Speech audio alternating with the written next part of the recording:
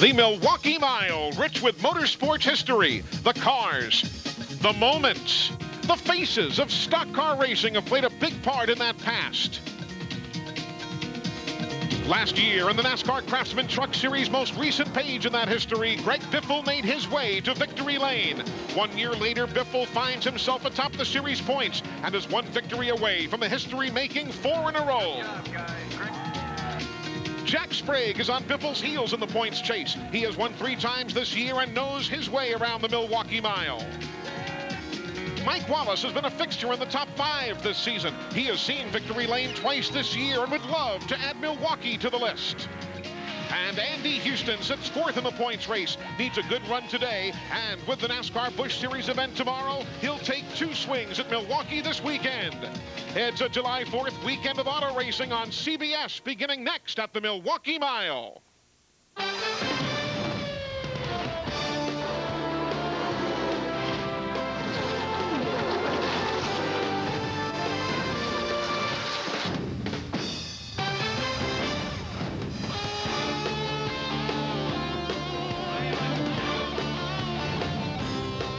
It is a beautiful day in Milwaukee, Wisconsin. CBS Sports set to go racing with the NASCAR Craftsman Truck Series, the Milwaukee 200, from one of the most famous addresses in all of American motorsports, the Milwaukee Mile. With his 3 consecutive wins on the NASCAR Craftsman Truck Series, Greg Biffle wants this to be an historic weekend. Here's Glenn Jarrett. Well, Eli, not only has Greg Biffle won 3 straight, he's won 13 out of the last 33 NASCAR Craftsman Truck Series races. An incredible record. If he's going to make history today, he's going to do it from the 3rd starting position. Greg, you guys have been on an awesome roll. Can you get one more today to get that record? Well, I certainly hope so. I tell you, the guys got me a great truck here for today, but I tell you, the 99 and the 25 are awful strong, so we just hope a good pit strategy today and a good clean race, and maybe we'll get 4 in a row. Well, we'll certainly keep an eye on him, and that 99 truck he's talking about is none other than his teammate, Kurt Busch. At the tender age of 21 years old, the youngest guy to ever win a pole in the Craftsman Truck Series. He starts up front today. Hey, man, you've had 4 second-place finishes. Is it time to win one today? It could be. We've got a great shot here. The XI Batteries truck's running good. Got a good teammate behind me, Greg Biffle. It could be a 1-2 effort again. Well, I tell you what, it could be a great day for Roush Racing. Joining me on pit road today, here's Steve Burns. Hey, thanks, Glenn. Early in Jack Sprague's career, he was known as Mile Track Jack because he was so awesome on tracks like this one here in Milwaukee. He's never finished worse than 9th in 5 races, and he has a victory. But, Jack, you're starting a little bit farther back in 10th. Tell us about your strategy here today. Well, I tell you, we struggled here yesterday for most of the day, and even through qualifying, but happy hour, Dennis threw some stuff at it. I tell you, I think it's one of the best trucks I've ever had here at Milwaukee, and I think we've got a really good shot at putting the GMAC Chevrolet in victory lane. Just got to bide our time a little bit, be patient, and I think the rest of them will slow down more than we will. And, Eli, now they just call him Champ. Indeed they do, but they're also calling this Milwaukee Mile a favorite track for many of the drivers in the field. A full 15 of the 33 starters told me this morning that they well could be the winners when this day is over. That's what makes this series so exciting. What also makes this series exciting is the gentleman who's joining me from coast to coast and around the world. He knows every inch of many an American racetrack. He is the coach, Jerry Glanville. Great to have you with us today, Jerry. You know, we laugh. Yes, you've had some tough days at tracks, but you've also had your career best runs ever here at Milwaukee. Why do you or anybody else like a flat racetrack? Well, I personally don't like a flat racetrack. I was lucky to have that good finish that one time. But most of those incidents you saw me banging the wall, they are on a flat track. I talked to the drivers. Every driver said, Eli, could I have a little more banking? Then the car is more forgiving. Here, you cannot make a mistake because it is so flat. You can get in trouble in a hurry. They're not out there adding any banking. It's 9.5 degrees flat any way you cut it. When we come back, more on the storylines for today's Milwaukee 200 on CBS.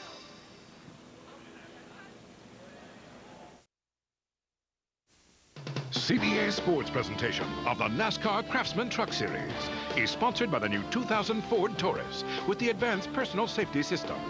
Doc Otis, a new flavored alcohol malt beverage, real lemon, real refreshment, unlock the Doc. And by Craftsman, made in America and guaranteed forever. You are looking at the Milwaukee Mile, the NASCAR Craftsman Truck Series in town in West Allis, Wisconsin, an immediate suburb of Milwaukee. And what a competitive year it's been on the series. Even with his domination and victories, Greg Biffle just can't pull away from everybody else, including Andy Houston. Glenn, he's in fourth. He is, Eli, and he sits fourth on the grid today as well. But it's been a tough weekend already on Andy. First day here, he crashed a truck. Then he caught a virus from his young son, Colin. He really felt miserable yesterday. Didn't really feel like being in the truck. But I tell you what, he's a trooper. He qualified it in fourth position. He's going to give it a go today. He says he's feeling much, much better today. You know, tire strategy is always a story here at Milwaukee and in any NASCAR Craftsman Truck Series race. For more on that, here's Steve Burns. Hey, Glenn, we're going to be talking about tires all day. If you watch the Winston Cup race tonight on CBS in Daytona, you'll see them bolt on 4 tires every time they pit. But here in the Truck Series, they're limited to 4 sets for the entire weekend. They've already used 1 in practice. They'll start on this set when they drop the green flag, then get 2 more. They also can only take 2 tires under caution. And Eli, to further complicate matters, they have a brand new tire here in Milwaukee for this race. Steve, that's right. Goodyear has a new generation left side tire with a pyramid-shaped bead. We'll talk more about that in greater detail later, but what it means basically is a lot of the old notes just don't work on the trucks any longer. The weather, ideal for racing, 77 degrees. There is not a hint of rain in the area. We have a beautiful weekend to go to work here at the Milwaukee Mile. Now let's go trackside for the command to fire engines. Larry Jelinski having just given the command, and the trucks roar to life as we get set to go racing for the NASCAR Craftsman Truck Series.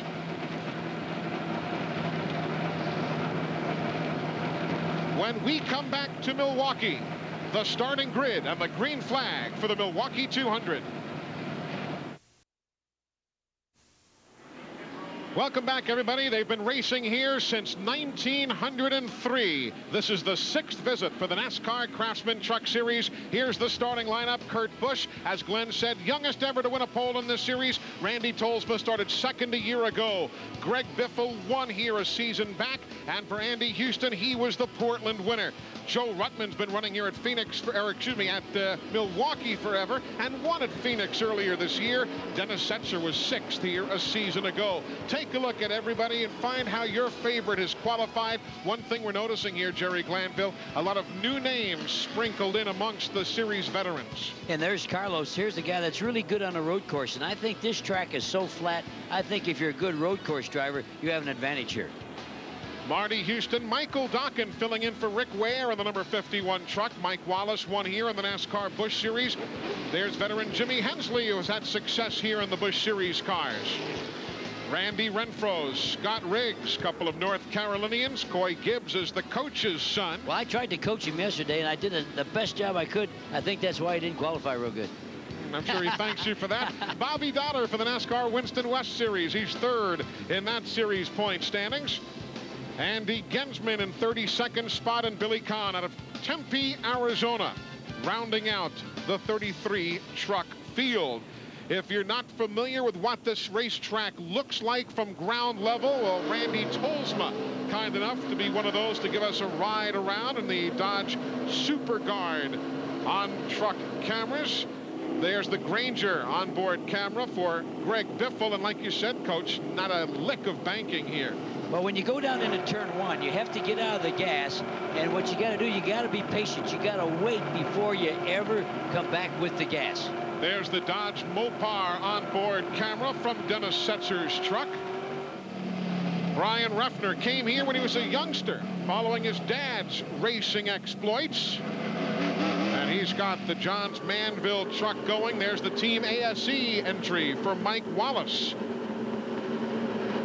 And also giving us a ride around the speedway, Scott Riggs. That's the RC Cola Dodge truck. And that's turn 1 right there. And that's where you have to stay out of the gas until your nose on your truck turns before you can get on the accelerator. If you're not familiar with the numbers about this race, it is a 1-mile racetrack, hence the name Milwaukee Mile. So 200 laps, 200 miles around. And the track record, 106.714 miles an hour. The straightaways are banked 2.5 degrees here. I mean, that's pancake flat to the 9.25, which is virtually flat in the corners. The turn's pretty tight. It's kind of like a big Martinsville if you're familiar with that speedway where the NASCAR teams run. And as far as the manufacturers' breakdowns are concerned, if you like the Chevys, the Fords, the Dodges, everybody well represented, not only here today, but as far as wins are concerned and on the seasonal manufacturers' point standing. So we are glad you're with us. CBS Sports getting things going. The first of 3 live NASCAR events you'll be seeing here on CBS. Of course, this evening, 8 o'clock Eastern time, Daytona at the speed of light, the Pepsi 400. But now we're going racing in Milwaukee, Wisconsin.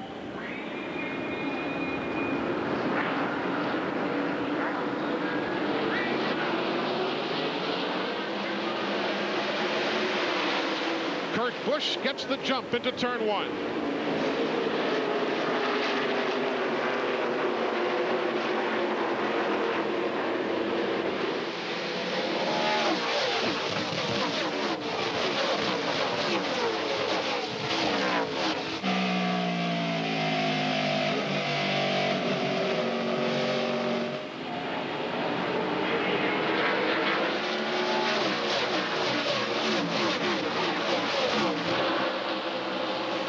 Seconds around the 1 mile speedway. There's Terry Cook in the number 88 truck. Dennis Setzer riding behind him. That is 7th spot. Looking rearward towards Rick Crawford and the rest of the field. Jerry, how long before you start getting antsy and get out of single file formation? Well, I think what's changed is because of that new tire. They used to start down 7-8 pounds below tire pressure recommendation. But because the new tire, Eli, they're only starting 2 pounds down. So as soon as they build up 2 pounds, they'll go find out who can race with who. There's Mike Wallace in the 2 and the 75 of Houston battling for 14th spot. There are 2 Houstons in the field. 75 is Marty Houston. The 60 is Andy Houston, brothers, sons of the great Tommy Houston, longtime NASCAR Busch Series standout. You notice the rundown from NASCAR timing and scoring in the upper left-hand corner of the screen. You see Gibbs, you see Reeves in the 25th spot. His number is highlighted in green. That means that truck has moved up a position in the last lap. Like Edwards is in red, well, his truck has dropped down a position in the last lap. And if there's no color indicated in the position, that's a truck that has stayed stable or stationary in the rundown from 1 lap to the next. Joe Ruttman in that blue and white number 18 Dana Dodge. And much faster down the straightaway with that Dodge motor.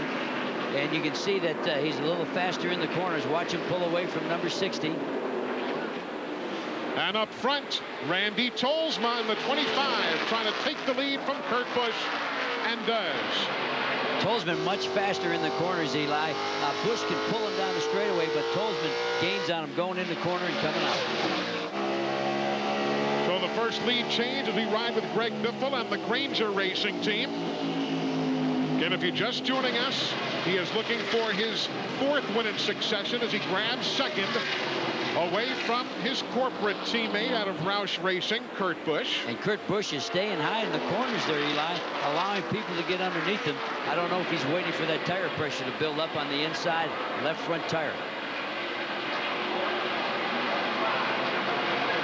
Just underway here in Milwaukee. All 33 of the trucks that began still on the speedway. Randy Tolsma ran a midget race here and finished 3rd, and a USAC Silver Crown sprint car event here back in 1993 and finished 4th. So he's got some experience in the 25 running here at the Milwaukee Mile. And Biffle a lot faster in the corners. Look at the distance he made up, and that allows him to try to pull him down the straightaway, which he can't do. But in the corners, Biffle is gaining on Andy immensely, especially coming out of turn 4. You see him gaining right there. Of course, the temptation is to get on the gas more quickly than you need to. But Biffle, listen in. Just listen. You have to coast a good bit through the corner. They then jump on it. You have to be patient. You have to wait for that nose to turn because there's no banking. The track will not help the driver.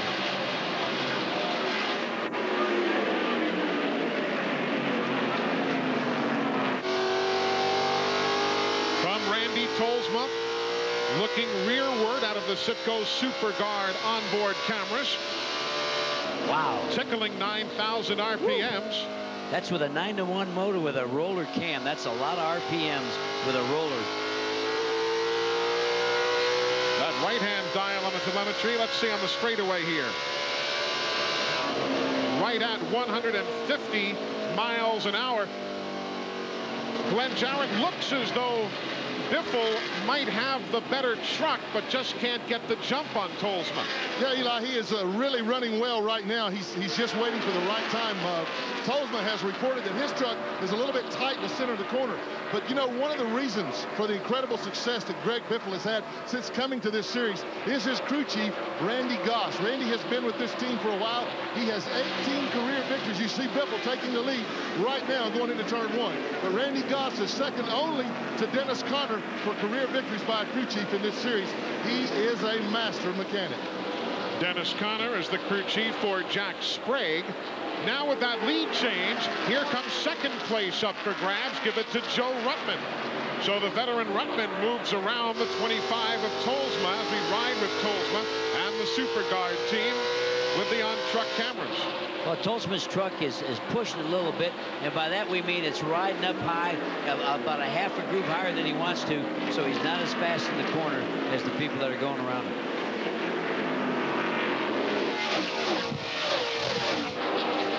Don't think they work up ahead of steam on a flat mile? Well, you know, it's a whole different view. It's a different view here. I had no idea we were going that fast. I wouldn't come back every year. So the leader is Greg Biffle, and CBS sports coverage of the Milwaukee 200 will continue after this message and a word from your local station.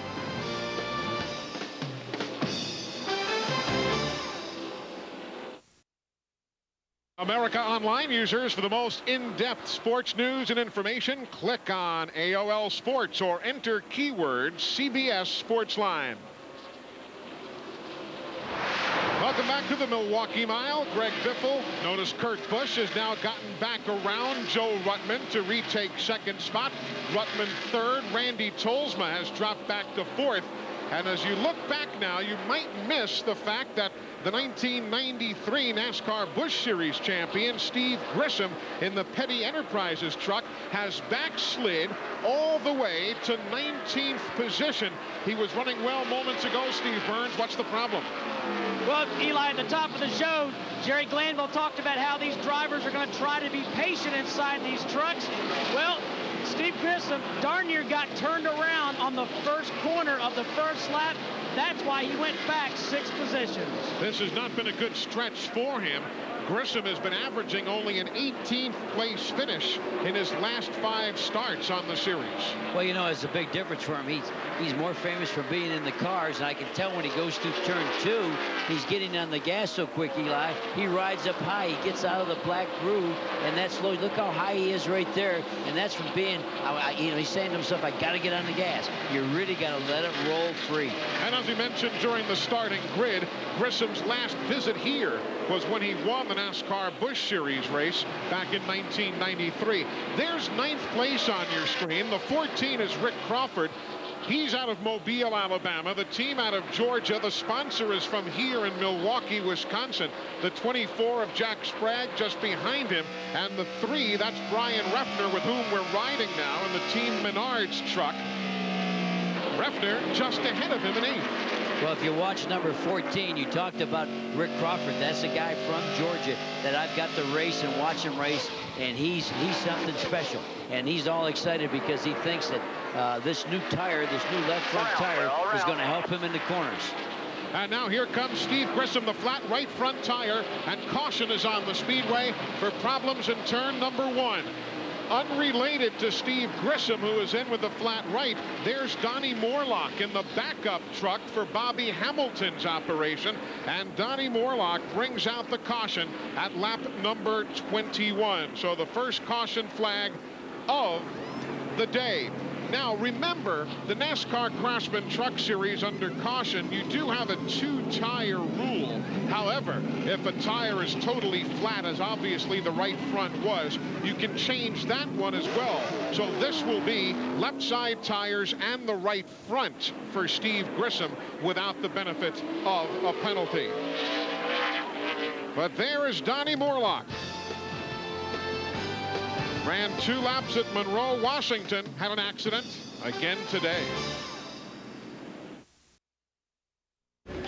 Under caution here at the Milwaukee Mile, Donnie Morlock and Steve Grissom. Unrelated incidents as Steve goes back after the pit stop. You can almost see the truck just binding up when that right front went down. Lucky it happened on the straightaway. Well, he knew on the straightaway he had the flat, so he got out of the gas, and you see he's tiptoeing around the corner, and he knows he's got to turn in. And here's Donnie Moreland. This is the second truck for Bobby Hamilton, and it got loose going into turn 1. You have to get out of the gas early. He didn't do that, and you backed into the wall. Donnie Morlock is an interesting story. The crew really wanted him to start racing at Texas, a big super speedway, at Kentucky, a super speedway, but NASCAR said, no, you've got to prove your credentials first. So they said, go and run at the short track in Monroe, Washington, the Evergreen Speedway. He ran there, then did not run Texas nor Kentucky, failed to qualify at Watkins Glen, and is now here at the flat Milwaukee Mile. Other pit stops, you see the 73, that's B.A. Wilson. He's in for service. Hey, Steve, are these trucks as sensitive to chassis changes, spring rubbers, and so on, like the cars are? Absolutely, Eli. And as Jerry said, this is a flat racetrack. One of the ways these teams can adjust in a big way on a pit stop is with a spring rubber. Now, there's 4 springs, 1 in each corner of the race truck. When they change the tires, the crew will pull one of these rubbers out, and Jerry can talk about how that affects the handling of these trucks. What that does is that changes the poundage on the spring. It softens you up. And if you get softer, that'll cause the truck to turn. And really, I think trucks respond to a rubber much quicker than a car does. But some teams say it takes too long, and they don't want to change the rubber because it is lengthy in the pits.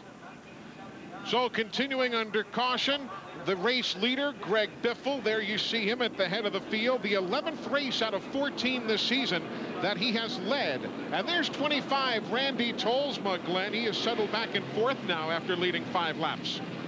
Eli, Randy Tolsma has been one of the quickest trucks since they got here. In fact, his crew chief, Jerry Showalter, told me that after Randy ran the first 10 laps of the truck, he said, put it back on the trailer, don't touch it, let's leave it alone, it's perfect. He really thought he'd get the pole. He had just a little bit of a goof up in the qualifying lap. But right before the race today, with the temperature getting a little warmer than it had been since any time they've been here, they guessed that the track might get a little slick, and so that the truck might get loose. They put a little bit of extra bite or wedge in the truck. It's got it a little too tight. That's why it won't turn in its corners. That's why he has fallen back a little bit in the field. They're going to take some bite out of it when they come in for their first pit stop. And you talk about Tolsma missing the pole. He missed it by 1/1000th of a second. Folks, don't forget, coming up next, the Pepsi 400 preview show. Then tonight in prime time, NASCAR's hottest wheels returning to Daytona under the lights for the Pepsi 400. That's 8 p.m. Eastern time. Dale Jarrett is on the pole. Ricky Rudd outside. It's all Robert Yates all the time. But don't forget my good friend Bill Elliott. He's sitting there at 3rd. I got to always brag on him. You'll see it tonight at 8 Eastern with the preview show as soon as we move aside. Greg Biffle leads Kurt Busch. Joe Ruttman 3rd. Randy Tolsma is 4th. Andy Houston restarts in 5th.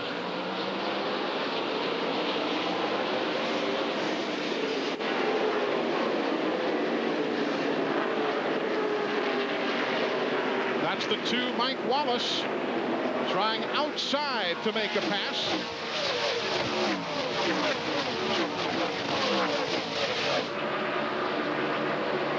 You don't think the Jack Roush power plants have any oomph, do you, Coach? One thing about Jack Roush, everybody knows he can build engines, but he can build a 9-to-1 engine better than anybody. Ernie Elliott can build that 12-to-1, but Roush is the guy that builds the 9-to-1 motor. We speak of Jack Roush because his truck's the 50 of Biffle and the 99 of Busch. are running first and second, and Biffle has led 65% of all the race laps in the last 5 events prior to today. Maybe 3 wide going into turn number 3. That's 13th spot on back, though the green truck you saw, that was Kahn. He's already a lap down.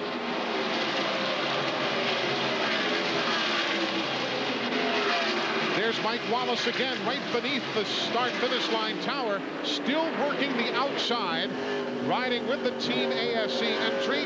He's challenging the 51 of Michael Dokken. All up front, Busch is coming calling for the race lead.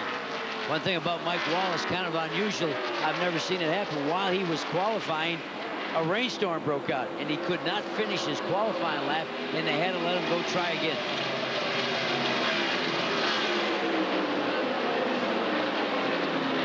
Here's Rick Crawford. Still holds the NASCAR Slim Jim All-Pro Series record here. He's in the 14 truck, Crawford is. And his truck is staying down.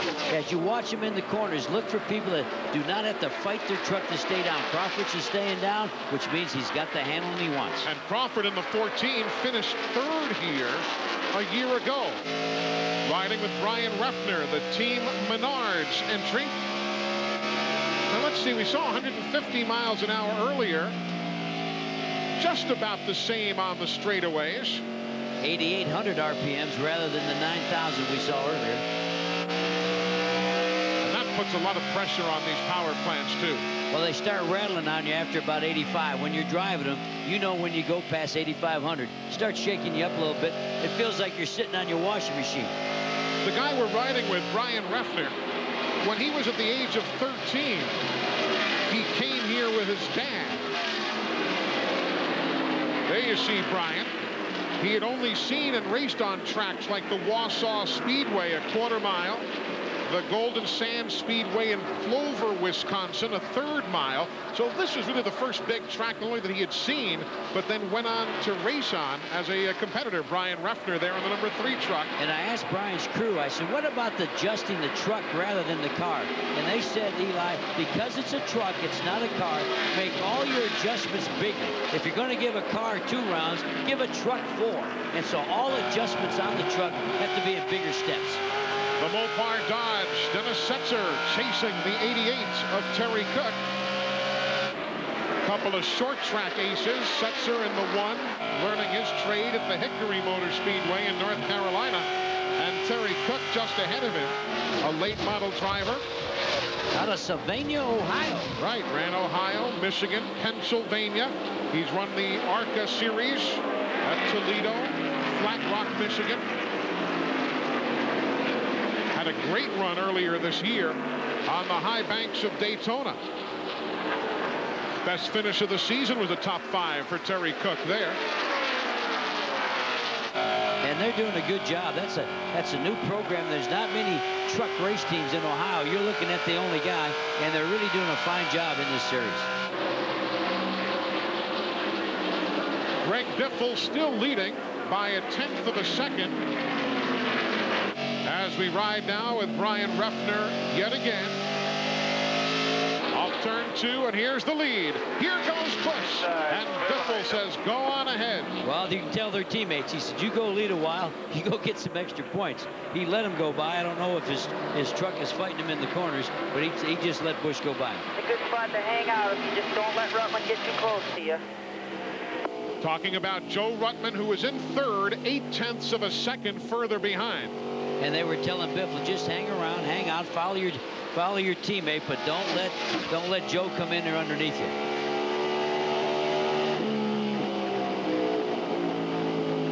Greg Biffle led 109 laps of this event a year ago. But right now settles in, and here does come Ruttman. He's in that blue and white truck. There's the Dana Dodge. Joe told me yesterday, he said, you can look it up. He said, I probably should have won 80% of the races that I have run here back in the USAC days, the United States Auto Club, when he ran the stock car series. And one thing about Joe Ruttman, after racing him many times and racing him here, I believe he could drive anything. 9th place, swapping hands right there. Jack Sprague in the 24 grabs it. from Rick Crawford in the 14. So swap 9th spot around.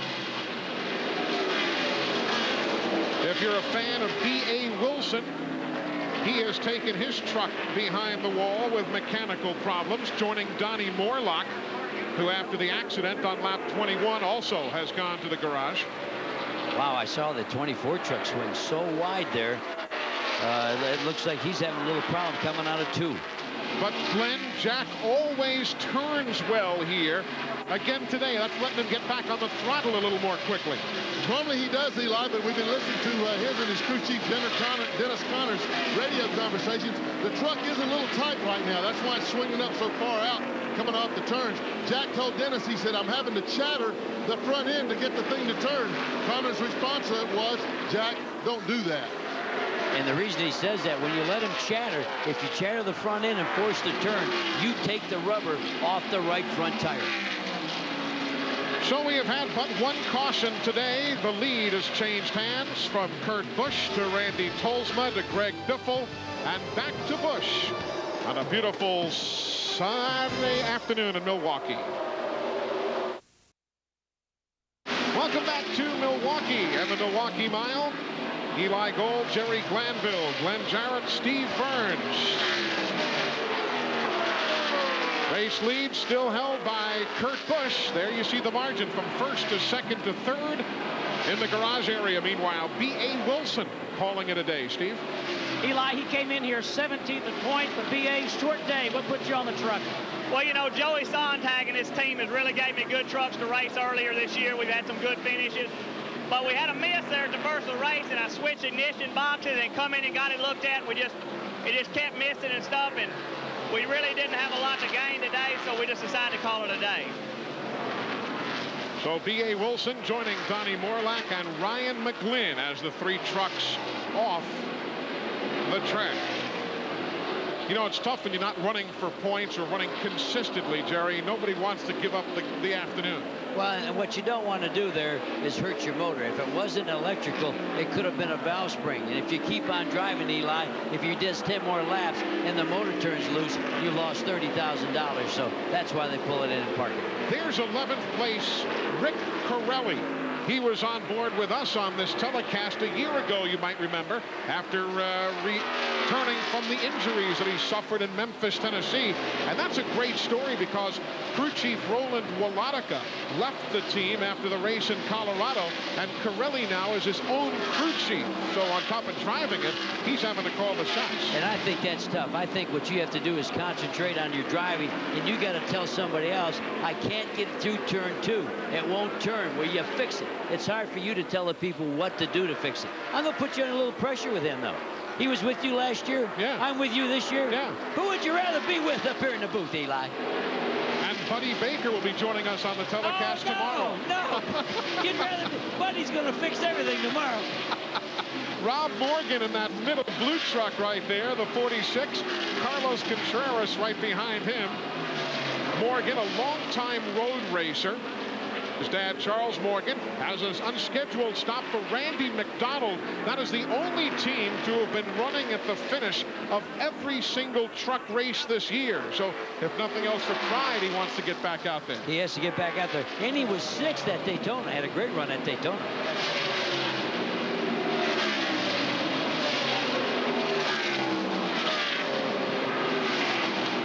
There's the ongoing battle between Morgan and Contreras.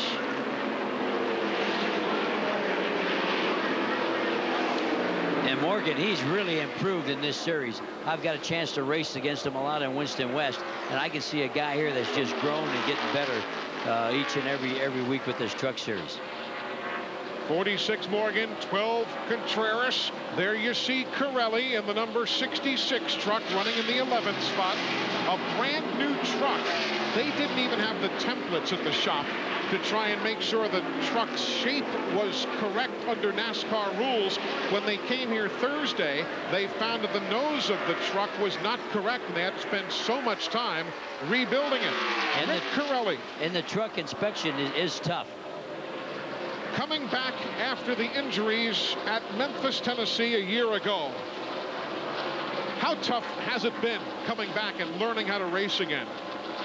I made a commitment to myself that in November, if I wasn't ready to race again, I wouldn't race again, you know, and I think a lot of people, you know, I learned a long time ago, if you're lying, you're just lying to yourself. And I wasn't going to go out there and put myself in jeopardy and put somebody else in jeopardy. And, you know, you got a lot more to live for than driving a race car or a race truck. And, but, you know, it's something we do. It's in my blood. I love it, and I wasn't ready to quit yet. And he's glad he hasn't quit because he's had a couple of 7th place finishes already this season, and he is just so tickled to be here. The guy they call the High Plains Drifter from Denver, Colorado. And really, his whole family's involved in racing. His wife is involved with the radios that the drivers use, and a great guy. And you said he's his own crew chief. And Randy McDonald's the same thing. He's driving number 72. Both of them are their own crew chiefs, and I think that makes it tough to drive.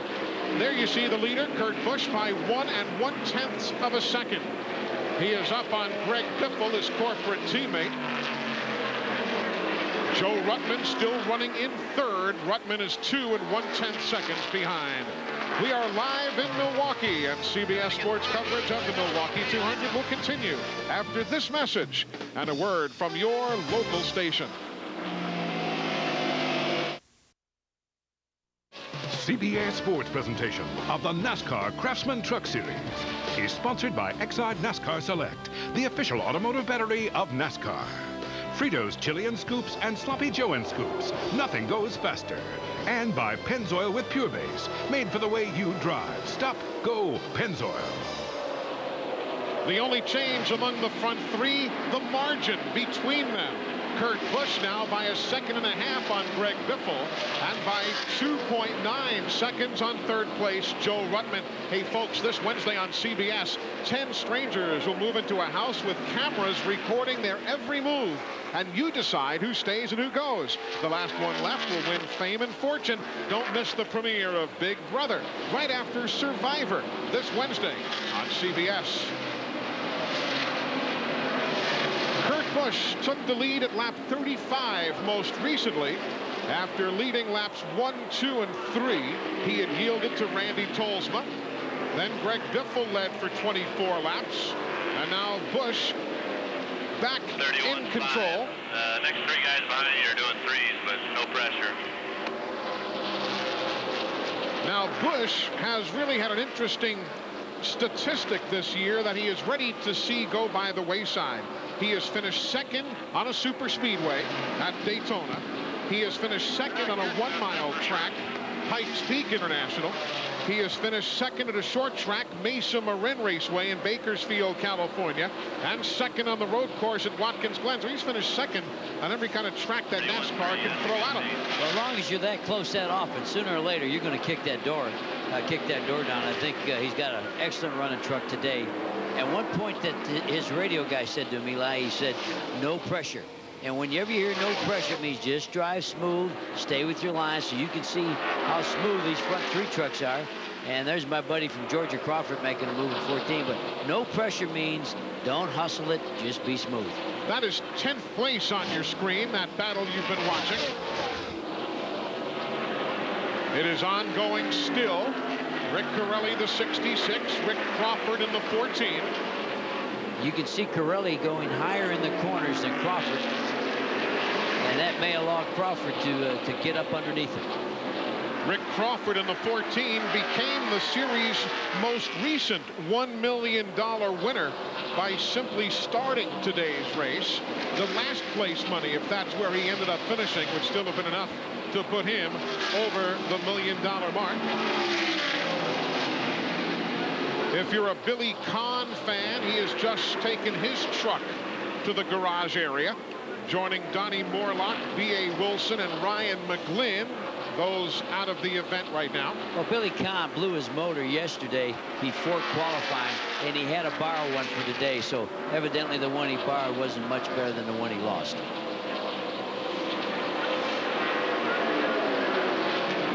Oh, Joe Gibbs' son doing a little wiggle there coming out of the corner. Right. That is Coy Gibbs driving the number 20 truck. Meanwhile, downstairs on the pit lane, Matt Chambers and the whole Exide team just watching Kurt Busch. Glenn? Well, I'm talking with Matt Chambers now, Eli. And Matt, we're coming up on pit stops fairly soon now. How long can you go, and will you change left side tires or right side tires first? We're going to be coming in probably about 10 laps. We're going to do four tires. Any other changes to the truck? Nah, it's tough to get it right for the whole fuel run at this track, but it's pretty good at the end, so we're going to leave it. Well, you know, the truck was a little tighter a while ago, guys, but the racetrack has gotten slicker, so that has helped his truck. What do you have, Steve Burns? Well, Glenn, to follow up on what you just said, if the teams stop under caution, as Eli said, they can only take 2 tires. Most teams will choose to go with rights, then fit again for lefts, and then finish with rights. But the 50 team has done unusual strategy this year. They have started with left side tires and then gone with rights on the remaining 2 stops. Just talking to the guys of Joe Ruttman's team, the truck that's in third, they may take lefts also. So interesting strategy. And Jerry, they say it's a lot depending on the driver's preference. Well, really, I think it's how hard he gets in the corner, whether he wears out the lefts or the rights, Eli. How different is any race vehicle to handle late in a run before pit stops? Because they're significantly lighter now with the fuel having been virtually exhausted. How much more difficult, or in some instances easier, to handle a car or truck? And when you're losing your fuel, don't forget, Eli, you've worn out a lot of rubber on the tires. So you not only are lighter in the rear end, you also got a lot less grip. So you sort of slow down. You're running a lot slower pace than what you were, and you're waiting for that new rubber to get your old pace back. Riding with the Granger team, Greg Biffle around the 16 of Jimmy Hensley. Jimmy was put a lap down moments ago, running in the 20th spot. Hensley is. You see Jimmy right behind.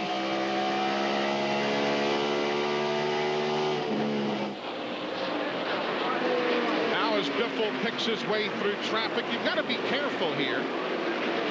You've got Randy Renfro just ahead of you, and there's no rush. Clearly, as you see, folks, just 69 of 200 laps. No need to force the issue quite yet. And you got to know if the guy in front of you, Eli, the guy that you're lapping, has a push. One time Joe Ruttman tried to pass me in turn 2. I could not hold my truck down, and I ended up bumping him into the wall. So as you pass and you're faster, you have to know if the guy in front of you is struggling anywhere. Now there's Biffle in second. He is 1 9/10 seconds down to that man. If you want to see what that looks like on the Milwaukee Mile, there it is. 1.9 from first back to second. Then it is another full second back to third place Ruttman as we ride now with Biffle in second and the Granger team. I promise you though, Eli, Biffle is not racing Busch at this time. Biffle is only racing Ruttman. They're giving him times how far back Ruttman is. They're going to let him go get Busch later on.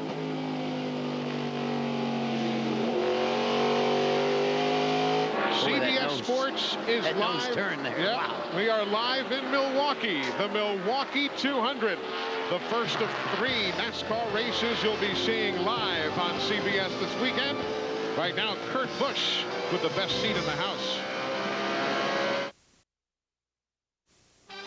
This CBS Sports Race Summary is sponsored by Ford. The latest innovations, the greatest traditions.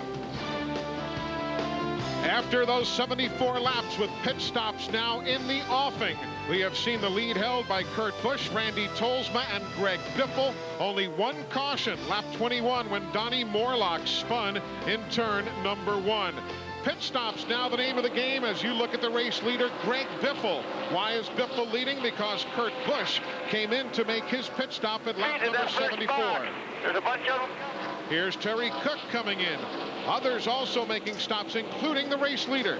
Here comes Biffle peeling off the racetrack at lap number 76. It will hand the lead to Andy Houston. Let's go to the pits, Glenn. We're doing 4 tires, all right? And they just told Greg Biffle that they're going to do 4 tires. That's what Kurt Busch did when he came in. Also, Randy Tolsma, the 25. Biffle brings the truck in. They go around to the right side. So far, the pit stop has gone off without a hitch. Already around to the left side. Boy, the guy on the left front is really fast. Jackman just now got around. You know, guys, the pit boxes are so narrow here that it's easy to get too close to pit wall on the left side and not leave enough room for the Jackman. The truck is down and away in 22.6. Saw some sparks fly from the truck when he took off. I don't know what that was. We'll follow up on it. Hey, Jerry Glanville, do you feel like it's an eternity when you're sitting there as a driver, even if your crew is lightning fast? Well, you wonder what's taking so long, but Glenn mentioned that right tire changer. I wish I'd have had him. He was excellent. He was fast. Watch this group get around. Another thing, be sure the Jackman has room against the wall. That's the driver's job. But Glenn, you were right. That front tire changer is fast on Biffle's. Now, that was the race leader there, the 60 Andy Houston. When he came in, he hands the lead to Brian Reffner there in that multicolored number 3 truck for Menards. Outside of him, Dennis Setzer, who has made a pit stop already. We're in the middle of sequencing here. Outside. Riding with Brian Reffner in the Team Menard entry, now with the Team Mopar for Setzer.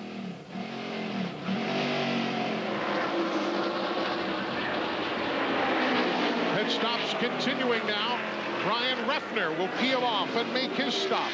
This is lap number 79. One thing on that pit stop, you asked me, Eli, as you sit there, you wait for the jack to drop.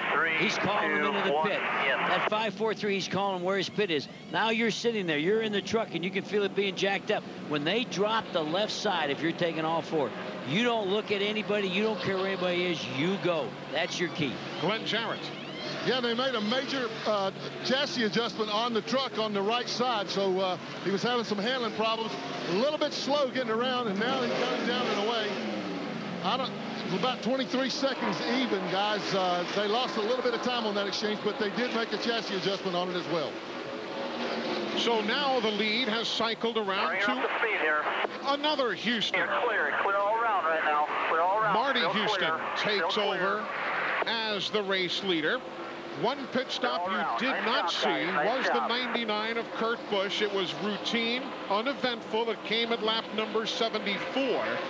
That's when we saw the lead change to Biffle, then Andy Houston, then Reffner, and now that blue and white truck. That's number 75, Marty Houston, who takes over the race lead. And that truck used to be out of California. And what they've done, they've taken that whole truck team and brought it to North Carolina. And they've always had good parts. They've always had good sponsorship by Spears. He not only owns Spears, he owns the truck racing team. Now, some of the teams chose to make their short pit stops, like at lap 75. Others are still going now at lap number 82, 83. Let's get an update on Joe Ruttman's pit stop of earlier. Steve? Eli, Joe Ruttman came in, and his crew chief, Danny Gill, had him put on 4 new tires. And get this, Jerry Glanville, they had a 4-tire pit stop under 19 seconds. That's a great stop in this series. Good point, Steve. That's Winston Cup times. So Joe Ruttman having a great stop earlier, but now you're looking at Marty Houston. He is the race leader. Ran 19 events a year ago in this series, following his brother Andy onto the tour. We have caution. We have caution on the speedway now, as debris has come out onto the racetrack, and caution is on the speedway. So at the tail end of this sequence of pit stops, we have caution. Lap number 86. And we're going to come right back. More of the Milwaukee 200 on CBS after this. That's coming up this evening, the Pepsi 400 at the World Center of Racing. Dale Jarrett, Ricky Rudd sharing the front row. Jarrett trying to repeat the trip to victory lane that he enjoyed 1 year ago. Jerry Glanville, that's going to be a dandy come this evening at 8 o'clock. But we've got ourselves a great race going right here. We've got a good mix of youngsters and oldsters alike. Well, what's kind of fun is Houston's leading the race, and this time last year, he started behind me. So I feel kind of good. Pit stops are still underway. We are at lap number 87 right now. Teams were choosing earlier to make just those 2 tire changes, because those are the rules under caution for the NASCAR Craftsman Truck Series. So if you want 4 new ones, you got to come in twice.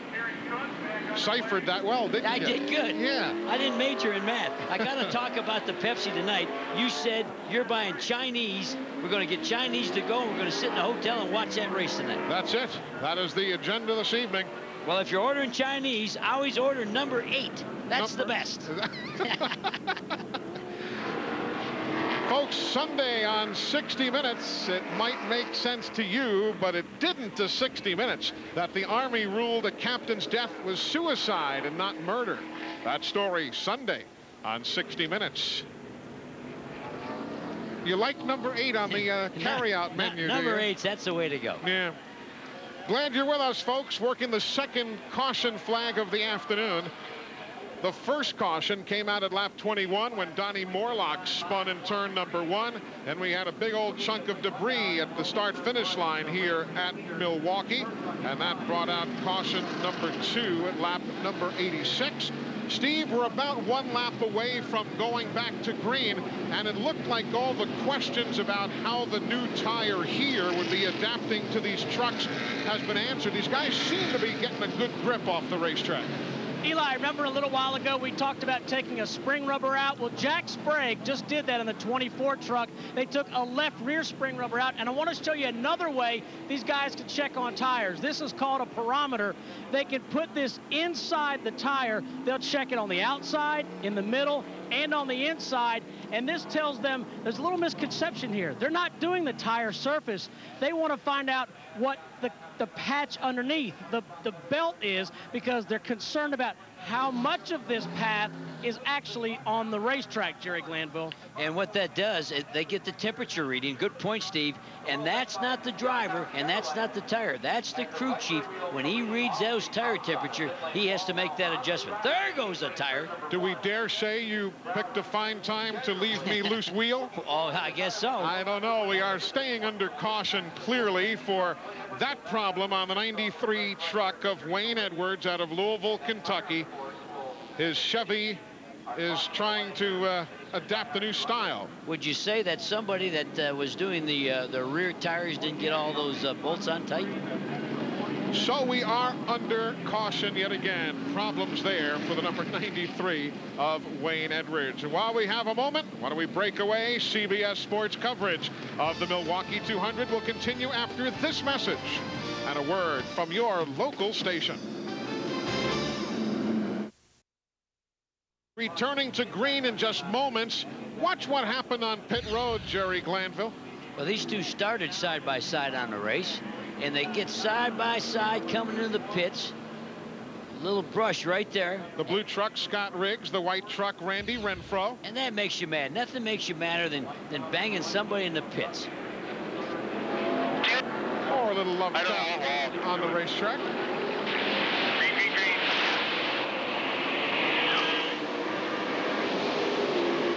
As we near halfway, Kurt Busch, Joe Ruttman, oh boy, Greg Biffle. Here goes truck. Busch, trying to put the 2 of Mike Wallace outside, you're pulling him. Back a lap down. Outside, he's still outside. He gave that up. Still 1 more outside. 3's outside. Listen to that spotter talking to Busch. What a great job the spotter's doing. Bottom. Wouldn't you love to have had a spotter like that? Well, if I had a spotter like that, I probably wouldn't have wrecked so much. I did have a good spotter. I had P.J. Fisher. He was a good one. The 3 also being put a lap down there on the exchange. Brian Refner. As we ride with Mike Wallace and the Team ASE truck.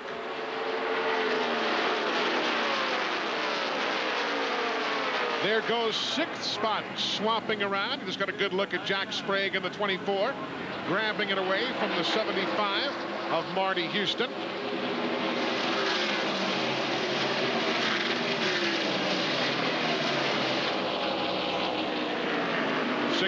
Jimmy Hensley, another veteran of the NASCAR Craftsman Truck Series. How'd your favorites do on those pit stops? Kurt Busch's guys did him a favor from 3rd to 1st in the comfort of pit lane. clear. You're clear. Greg Biffle's team telling him you're clear of Mike Wallace's clear all around. And for you people at home, once you hear the word clear, that tells the driver he can drive anywhere he wants. Low, high, brake, do whatever he wants to do. So when you hear the word clear, that means you're in charge. The Sitco Super Guard onboard camera. That was Randy Tolsma. There he is right behind Joe Ruttman. And they're battling for 4th and 5th.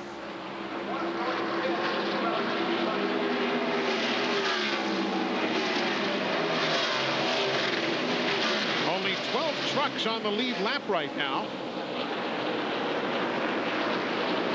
The 60 of Houston. Running up with the race leaders. Matter of fact, led early in the day at lap number 75. And some good trucks are a lap down. You said only 12 on the lead. You got Mike Wallace already a lap down. That doesn't happen too often.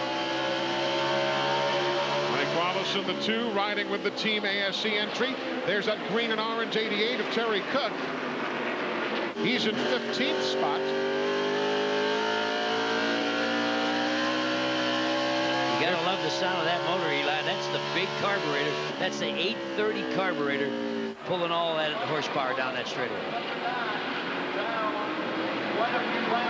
Everybody looking for their little piece of real estate. There's Donnie Morlock's truck. You see on the right of your screen? He was the guy who brought out the very first caution of the day at lap 21. He has just returned 75 laps down, but he's out to get as many points as he can in the NASCAR Craftsman Truck Series. Oh, Dennis Setzer there behind Mike Wallace, trying to get a jump into the corner, but the 2 truck doing a job keeping everybody else at bay. You can see Dennis a little bit underneath, but he comes up to the wall on the straightaway. Andy Houston.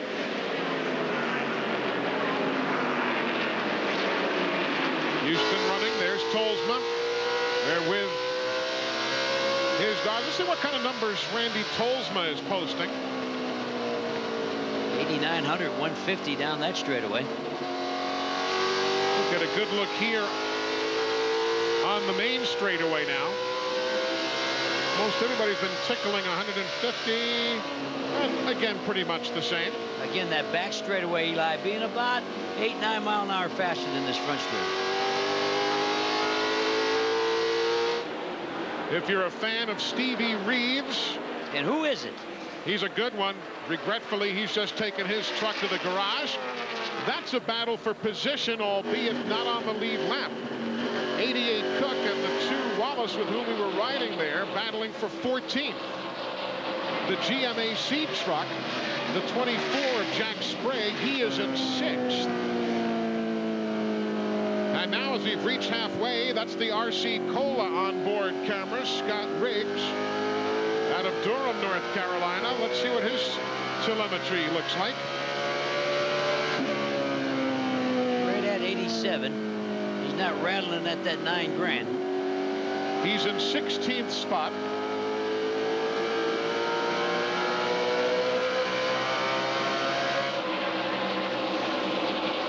Two trucks in front of him there bumped Eli, and I think he lifted.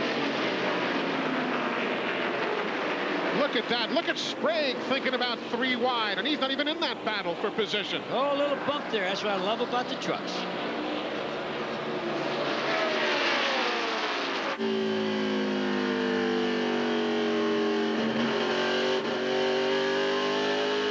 They got Cook hung out to the outside. I don't think he wants to be there, but there's no room to come down. There he goes. Sprague, the 24, is on the lead lap in 6th. Scott Riggs, with whom we're riding now out of Durham, North Carolina, keeping up with the leaders, but he's a lap down in 16th. And finally, Sprague gets some breathing room, getting around the lap traffic. Again on board the Team ASC Ultra Wheels entry for Mike Wallace.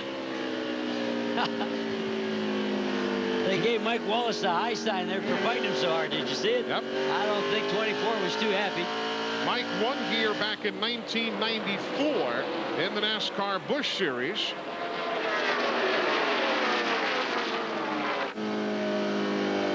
And on board with Scott Riggs.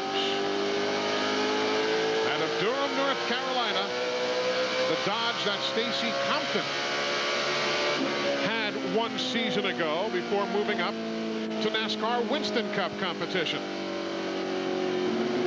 Oh, it got a little high. Easy to have happen on a flat track. Absolutely. Rode up a little high on him. He won't be able to turn the RPMs because he had to wait on the motor. He couldn't turn the truck. If you're just joining us, we are live in Milwaukee, just past halfway of the Milwaukee 200. 6th time that the NASCAR Craftsman Truck Series has visited this venerable 1-mile layout. We have seen Kurt Busch lead today, Randy Tolsma, Greg Biffle, Andy Houston, Brian Ruffner, and Marty Houston. And now Busch is again leading. And look who's back in the hunt again. There's the 43 truck, the Petty Enterprises entry. Steve Grissom on the lead lap in 9th, and Steve Burns wasn't long before that he had problems. Remember, he had to come down the pit lane with that flat tire on lap 21. Hey, Eli, he had trouble right from the start. Remember, he was 14th, got almost turned around on lap 1, lost 6 positions. As you said, had a flat tire on lap 21. Well, he has fought to stay on the lead lap.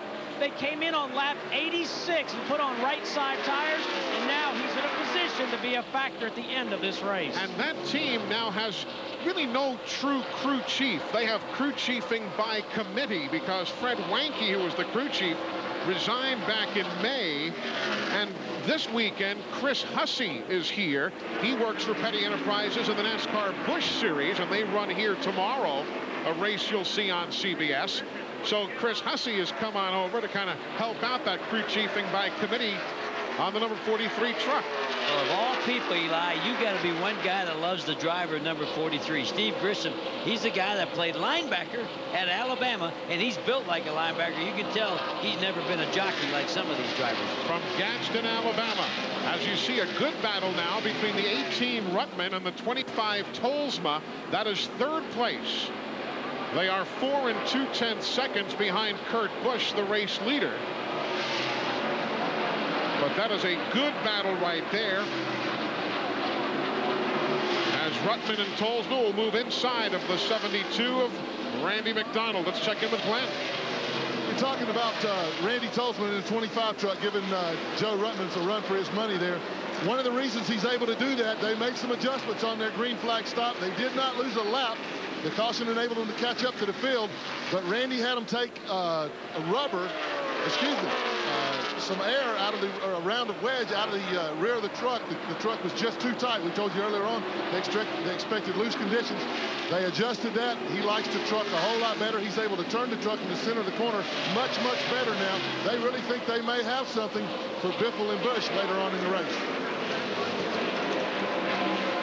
Meanwhile, up front, Kurt Busch, the man who leads the series Rookie of the Year battle by 91 points over Carlos Contreras, leads the race by 1.5 seconds on Biffle.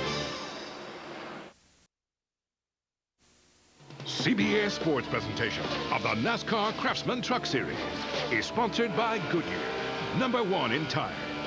Doc Otis, a new flavored alcohol malt beverage. Real lemon, real refreshment. Unlock the Doc. And by Ford Outfitters, no boundaries. There is Kurt Busch. He is the race leader. Prior to today, the most laps that he had led was 74 in the race in Memphis, Tennessee. At this stage of the afternoon, Kurt Busch has led 72 already, and still lots of racing to go. You saw him go around that green truck. That was Billy Kahn, who has returned to the race. There you just see him near the top of the screen. If you're a fan of Billy's, he is 62 laps down after an extended stay in the garage area.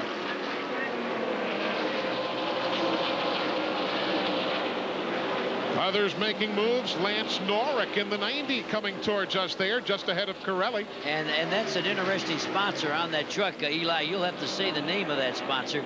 But what it is, it's the ingredients that help you if you're a hemophiliac.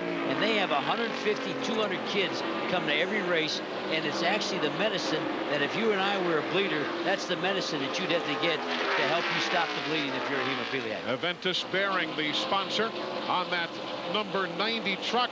They have had 6 DNFs 6 times this year. Those two trucks together, actually, the 90 of Lance Norrick and the 66 of Rick Corelli, 6 races each this year that they have failed to finish, and that's the most on the series. Let's check in Corelli's pit, get an update from those folks.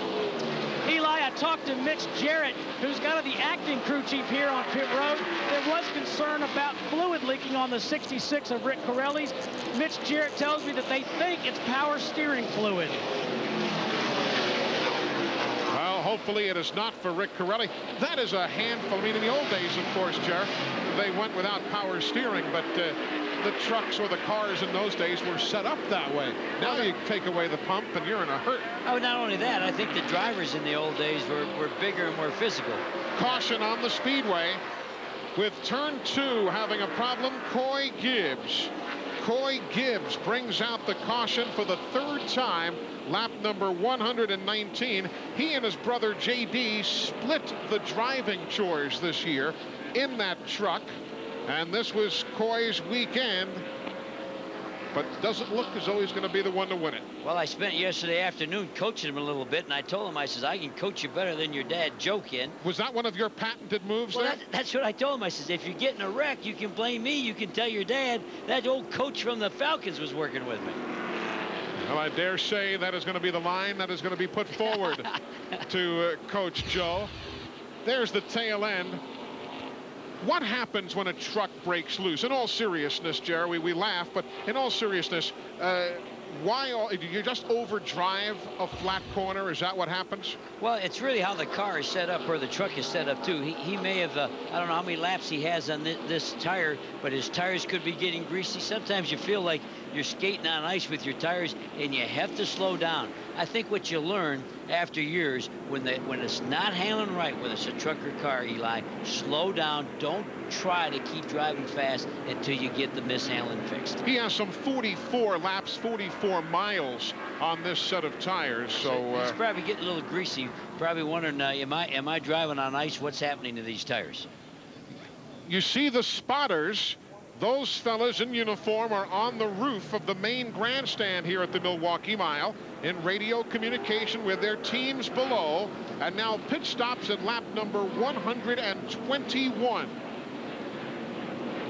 You've got Busch, Biffle, and Ruttman to Steve Burns. And Joe Ruttman's and Eli, they had a great 4-tire stop last time. This time they're going to put on left side tires. A little bit of trouble on the left rear. Let's check in with Glenn Jarrett. And the leader, Kurt Busch, comes in, and he will put left side tires as well on his truck. Right behind him, Randy Tolsma and his crew chief, Gary Showalter, have chosen to put right sides on. This could well determine the race, guys, who gets out of pits first, and it looks like Kurt Busch does that. Right sides versus left sides, Coach. That's really a call that you get on a flat track. You make the same call at Las Vegas that you do here. When you don't have that banking, you got to decide which side will help you grip the best. That is the voice of Jerry Glanville joining us on the telecast today.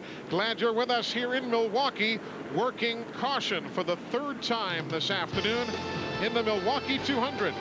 Kurt Busch surviving the pit stops to retain the lead.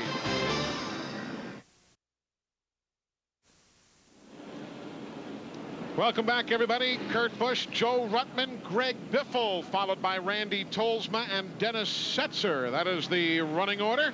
America Online users, for the most in-depth sports news and information, click on AOL Sports or enter keyword CBS Sportsline. Just click on Auto Racing. You can get all the information as well. And coming up next, the Pepsi 400 preview show. Then tonight in prime time, NASCAR's hottest wheels return to Daytona under the lights for the Pepsi 400. Dale Jarrett, Ricky Rudd, Pretty good front row. A couple of Robert Yates motors there. We haven't talked about Robert Yates, the engine builder. There's two of them. Talked about how Roush's power is dominating here in Milwaukee. Robert Yates and his team's doing the job in Daytona. Some Dana Dodge fans on hand for Joe Ruttman. Ruttman running in second. There he is behind the 99. You realize that 22 drivers in today's field were born after Joe Ruttman made his first career start in NASCAR Winston Cup competition. You realize that Joe started in a Mercury in Riverside, California in 1963. To put it in Winston Cup terms, that was 8 years before Jeff Gordon was even born. And you know he'll help you. One time I asked him to get in my truck. We were at Phoenix. It wasn't handling right. I said, Joe, get in there and tell me what's wrong. And he's the type of guy, he jumps in there and he'll say, fix this, fix that. And he'll help anybody that'll ask for help. Steve, does Dana Ebersol think that they have a shot here to grab the lead from Busch? Eli, let's find out. Danny Gill is the crew chief on the 18 of Joe Ruttman. Danny, tell us about your strategy. Can you get by him, and can you make it on gas? Well, Dana Dodge is working pretty good. We've been fighting loose all day, so we tried some left side tires yesterday in happy hour, and it tightened us up a little bit. So we decided to go with left side tires, full of fuel. I think we can go to the end. It's going to be real close.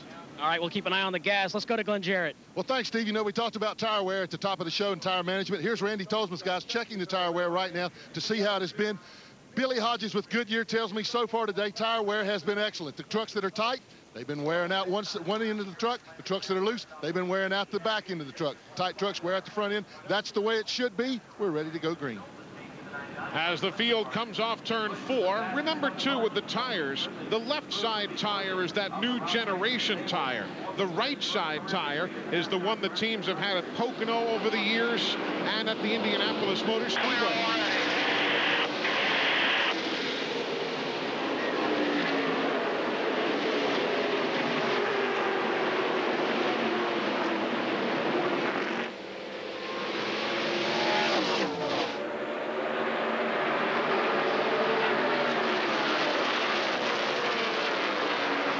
Two of Mike Wallace, with whom we're riding, still a lap down. He's in 13. I think he's going to be in the mix. He's all over Ruttman, and when you're that fast and you're a lap down, you can really be in the mix, and he's been that way.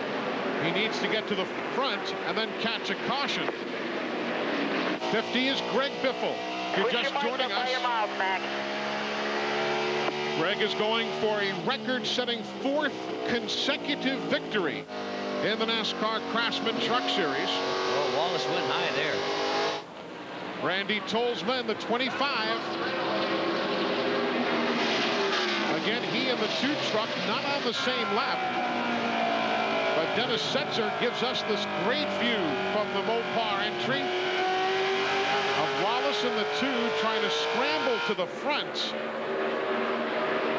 Be in position to get one of his laps back if he can. Tolsman now rearward. Look at the different line. Wallace in that white truck staying wide, while Setzer in that black with whom we're driving now, he stays low. And that could be entirely based on what set of tires you took, Eli. If you took the outside tires, you should be able to run the lower line. If you took the inside tires, it'll be the other way. After the problems earlier, Coy Gibbs back on the pit lane. He brought out the caution after tagging the turn 2 wall, you'll remember, back at lap 119. Oh, and that time Mike Wallace goes way high. And at that point, Jerry, you just got to totally get off the gas and stomp on the brakes, huh? Well, what you have to do, too, you're a lap down. Don't interfere with the people on the lead lap. Quit racing the people that are on the lead lap if you're not handling. That's what he has to do. Remember, Wallace there is 1 lap behind the race leaders in his 2 truck. He's battling 88 now for position. That's Terry Cook. There's Steve Grissom in the 43, and back to that battle again for 14th spot. And there's Terry Cook coming underneath him, too. I'm impressed with Terry Cook. Not a big finance team, but a team that runs up front, and the driver does a good job out of Sylvania, Ohio. First got everybody's attention last year when he won the pole at Flemington Speedway in New Jersey. and then learned and progressed. Got comfortable on the bigger tracks. And then, of course, had that great finish that we had talked about earlier today in Daytona.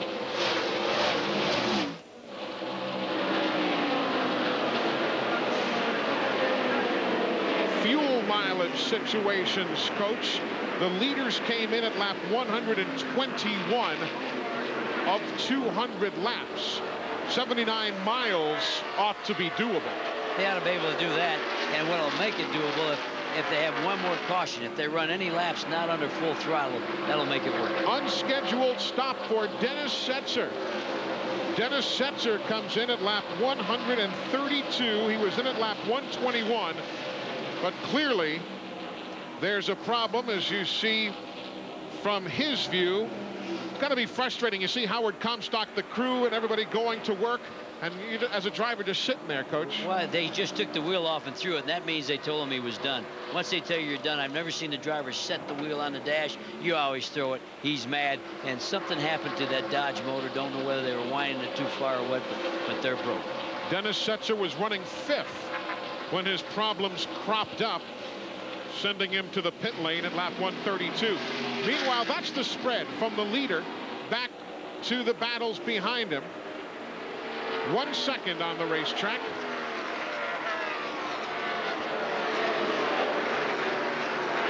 Kurt Busch. And then that second truck in line, Joe Ruttman, he is second on the leaderboard. The first truck in that pack, the number 3 of Brian Ruffner. He is not on the lead lap. He is in 11th. A few laps ago, we showed you Mike Wallace going way wide in the corner.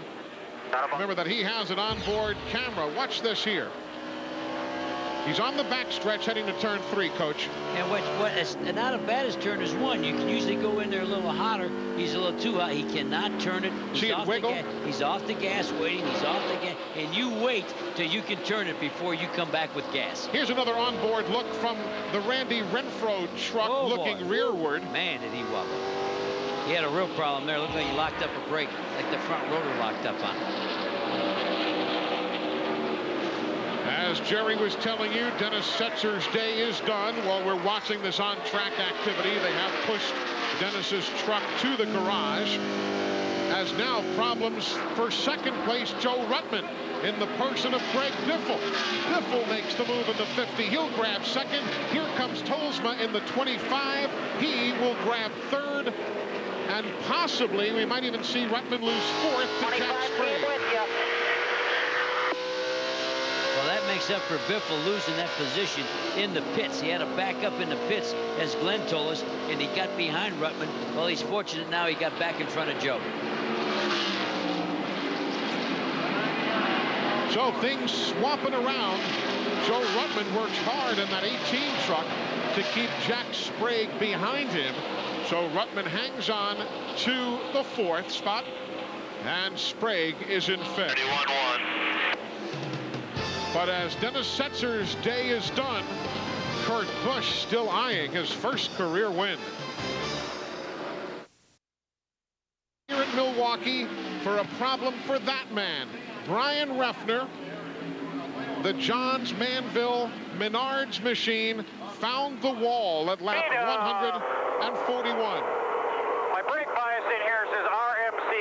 Does that mean I crank to the R for rear or what? It seems like it's backwards. That's the side that the master cylinders are on. So as the team... Well, we spun out. I cranked a whole bunch of rear brake bias, crank in front. They talk over their problems. Caution is on the speedway here at the Milwaukee Mile. Again, let's take a look at what happened. Look for the number 3 truck. He's already spun. He got up in the grade. He's out of the groove. It's real easy to back in the wall here. Hit kind of soft. Don't think he broke anything. He just here, it won't turn. The nose won't turn. Now he's on the brake. He got on a brake real quick, so he didn't hit real hard. Sometimes when you spin him, Eli, you don't want to brake. You want to hit the gas as hard as you can and bring it all the way around, but he got on a brake quick. The leaders are pitting, Glenn, lap 143. 99 Kurt Busch is in. This will be right side tires. Everybody, and he gets out first. Greg Biffle changes right sides. He gets out second. Randy Tolsma goes with lefts, and he comes out third. Actually, guys, what we were seeing was the exact opposite of what they changed last time. Remember, they can only change 2 tires per stop under caution. So as soon as they get a lot of laps, whether it's the right or the left, what Glenn's saying is they're replacing the oldest set of tires, whatever they had on there. Meanwhile, in the garage area, Dennis Setzer's day is done. Steve Burns has caught up with him. Eli, tough break for Dennis. Came in here 6th in points. Dennis, what put you behind the wall? We had something in the engine, you know. I was really proud of the Team Mopar guys. They've done a good job. They proceeded forward all day, had a good truck, and had some good stops under us right there, but just an unfortunate deal. Thanks, Dennis. That will be the 3rd DNF. Did not finish of this season for Dennis Setzer. He has 9 top 10 finishes in the other 11 races. So it's either been feast or famine for that Mopar team. Dennis Setzer, his afternoon is done. But our afternoon is not done. We've got more racing from Milwaukee, then the Pepsi 400 preview coming up next.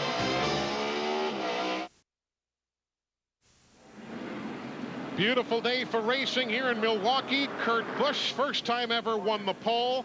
First time in his career he was leading at halfway. He has led the most laps. Second time that's happened to him this season. Could he win for the first time? Or is Greg Biffle going to win and become the first driver ever to win 4 consecutive events in the NASCAR Craftsman Truck Series? They're pushing everybody up, so be careful there. They are bunching up behind Busch. Fucking left rear.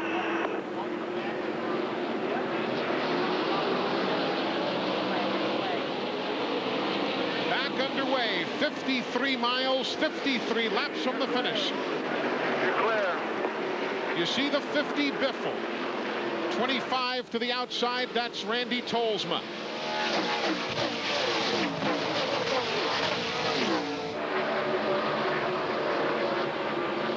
Quickly, things stabilize on the racetrack.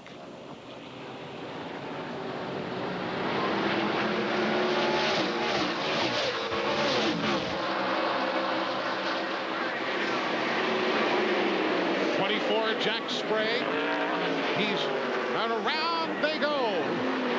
Terry Cook in the wall. Caution on the speedway. Houston spins. All of this at lap 147 here in Milwaukee. Cook and Corelli were those 2 right there. Then to try and avoid the situation, Marty Houston spun. Mike Wallace trying to get his lap back, could not do so on the number 2 truck. 99 Busch kept Mike Wallace behind, so Wallace still a lap down. And what began as a full-size Chevy truck looks more like a little gremlin now. Let's watch what happens, Coach. Well, and Cook's been having a great day. Oh, he and Corelli got together. Right together, and they've been together all day, trying battling each other for the position, and they just rubbed going into turn 1. There's not much room in turn 1. You see Renfro sliding by. Marty Houston also sliding by. They're right here. There's the 2. And really, I got to say, I think Cook pulled it down. He was riding a little bit high, and I think he pulled right into Corelli. Cook was having a good day, but I think he caused that.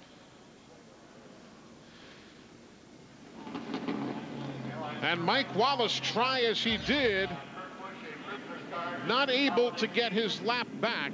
You see him, he'll restart in the 2 truck to the inside. He gave it the great run, but just got beaten at the line by Kurt Busch. Well, he is frustrated because he knows he's as fast as everybody on the lead lap, and he knows if he gets there, he'll have a shot. So he's frustrated. He's fighting hard trying to get that, and you watch how he'll race this guy. Now, by NASCAR rules, the leader starts this race. So number 2, Wallace, cannot hit the gas first. He has to wait for Busch to hit the gas before they go.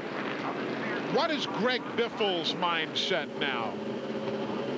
Well, really, when I'm listening to Biffle and I'm listening to their spotters, I think Biffle is just right where he wants to be. I don't think he'll make a move till later in the race. Is he thinking big picture? Is he thinking series championship right now?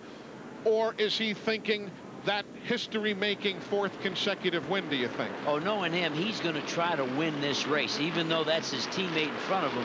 But he's not going to get himself in serious trouble till it comes time to go win that. And the one thing I love Busch Spotter is telling him every lap what the times are behind him. He's saying to him, don't worry, they're running a 31.4. Don't worry, they're running these times. Just be smooth. Well, one time he's going to say, guess what? Biffle is a half a second faster than you, and then we'll see the race. Rich Rockenbach, the spotter for the 99 of Kurt Busch. Going to start right next to Kurt. He's mad at him because he didn't let him have his lap back, probably. Indeed, Dick, some emotions bubbling around. Let's ride here with Scott Riggs in the RC Cola Dodge. And the view that he had getting through that accident in turn 1. Joe Ruttman got tapped in the rear end, but he hung on and didn't lose it. And Terry Cook, his afternoon and his truck short. And he was having a good race. I think he's a potential star in this series. So we're under caution here at the Milwaukee Mile for the 5th time. Coming this Wednesday on CBS, 10 people will live in this house for 3 months. You'll see everything that happens, and you get to decide who stays and who goes. The last one left wins fame and fortune. Big Brother premieres this Wednesday right after Survivor on CBS. Why can't you and I be one of those? Why can't we get in on that show, Eli? We're trying to attract viewers, Coach. Well, I know one thing. If we got in there and the viewers got to vote, we'd be the first ones out. Heck, Jerry, you've been a lifetime survivor, my friend. Let's go downstairs to pit road. Eli, Terry Cook's crew has just pushed the truck behind pit wall. Terry's still in the truck. Terry, what happened, and can you get back out? I'm not sure. We got a lot of body damage in the back. I don't know if we have any actual chassis damage, but just looks like the 66 got up into us getting into turn 1. I'm not sure if I come down on him or he slid up into me. I thought I was just holding my line getting in the corner, so I think he got up into us. But tough race for the pickuptruck.com Chevrolet Silverado. We had a great run going early and got a problem with the pit stop and got down a lap and we were just crawling our way back to the front, and just a shame.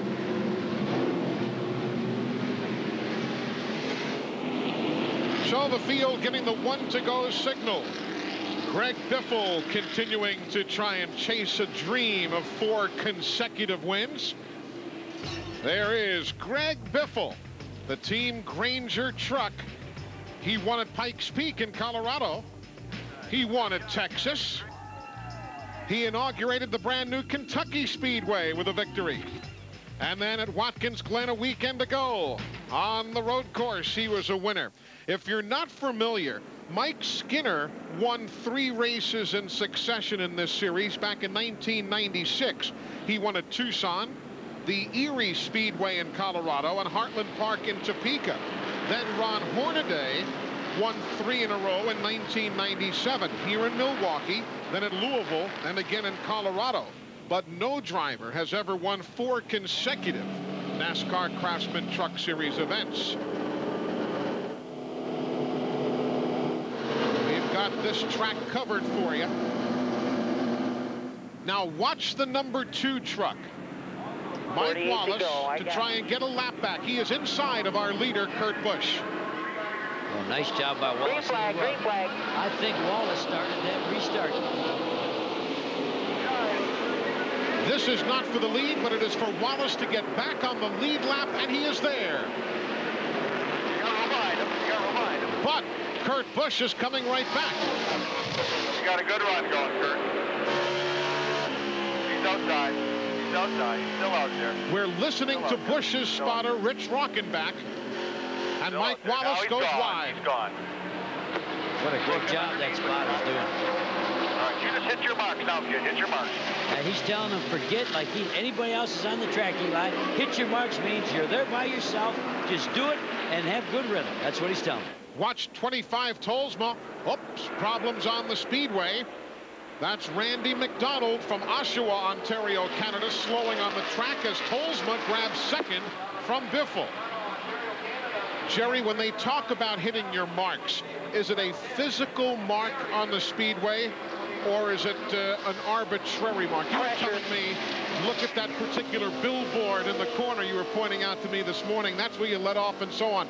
Does a driver really use that kind of a physical location? No, he's really telling them to feel comfortable and feel smooth. The marks are really for the spotter. He doesn't know when he's in the gas, but he knows it's smooth and it feels good. Glenn, Randy Tolsma rumbling again. On that last pit stop they made, crew chief Jerry Showalter threw the toolbox at it. The truck had been tight all day. They raised the track bar, they took more bite out of it, and they put left side tires on it. Looks like they may have hit the right combination. And one other thing, I was watching the guys in the back of their pits a while ago. One of them picked up a penny he found lying on the ground, and it was heads up. He says that's the key to their victory. Well, any little bit will help in this day and age of NASCAR competition. Randy McDonald does make it around, so there will be no need for a caution, though this may be the first race this year that he does not find himself running at the day's end. And that's tough on Randy. Randy does not have a crew chief. He has nobody to help him make the calls. If he had a crew chief, he'd be running up front. Well, one thing Glenn said about that penny in racing, if that was tails up, in the middle on you that time. If it's tails up, every racer turns that penny over and leaves it. Riding with Tolsma. Jerry, who has the edge? Forgetting truck preparation, because both teams obviously very good. Does the veteran Tolsma have a significant edge on the rookie Kurt Busch here? Oh, Joe Ruttman is out of the event. No. Joe Ruttman to the garage. Steve, what happened? Eli, I was just about to say that last caution that came out on 142 was a big break for Ruttman because they put on right side tires, but we don't know what happened right now. We'll go find out and follow up with him. He first won here in a USAC stock car in 1979. His brother Troy Ruttman won here way back in 1956, but no Ruttman to victory lane today. Getting back to the edge, veteran versus rookie. What does Tolsma know, do you think, Jerry, that Busch does not? I think Busch is a different type of rookie, and you brought it out earlier in the week. He's had all those second places. I think he's got enough skill, and I think really the spotter is doing such a good job with Busch that he'll be able to help keep Tolsma behind him.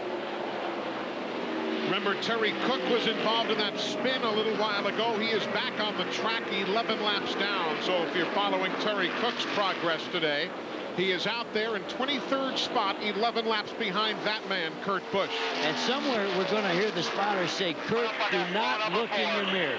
Forget he's back there and just drive. They're going to say, do not look in the mirror, do your thing. And that's how you get a rookie to try to pull away from a veteran. Let's get an update now on Joe Ruttman. Steve, what's he saying? He's just pulled behind the wall. Eli, Joe, what put you out with the hood up? I didn't really copy that real good, but the motor started missing real bad, and it, something happened to the valve train in it. So Joe Ruttman is done. So too Randy McDonald. They have pushed his truck behind the wall. So the attrition list has B.A. Wilson and Ryan McGlynn, Jamie McMurray and Stevie Reeves. Wayne Edwards is done. So's Coy Gibbs, Dennis Setzer, Joe Ruttman and Randy McDonald.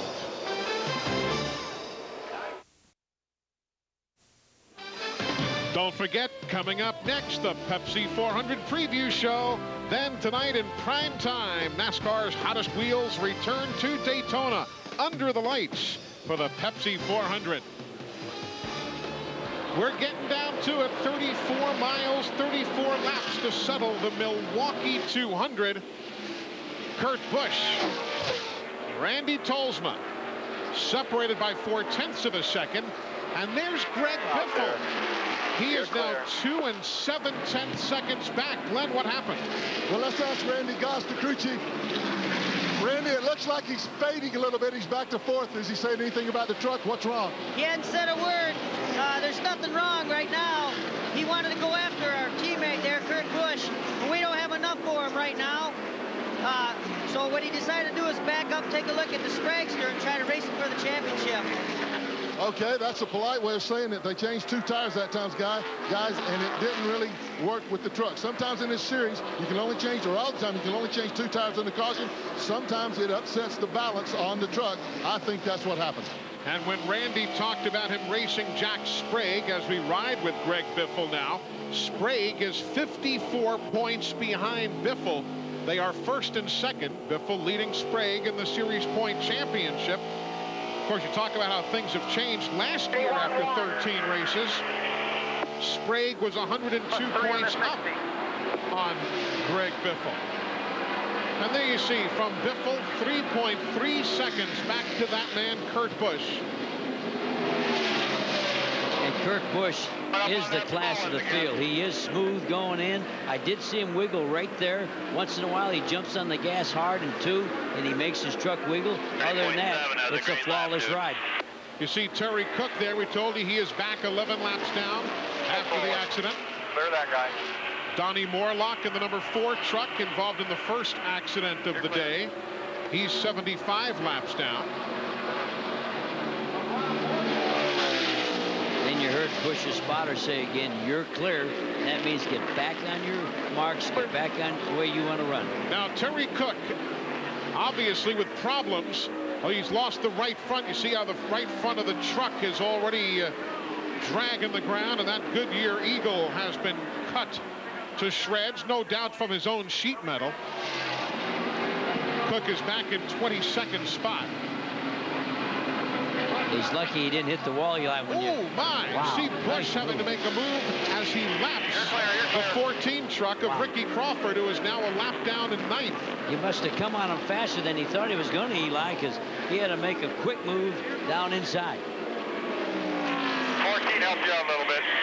You're racing 25 a little bit. You got about 6-8 lengths. Watch this again. Maybe it was he just closed on Crawford so quickly.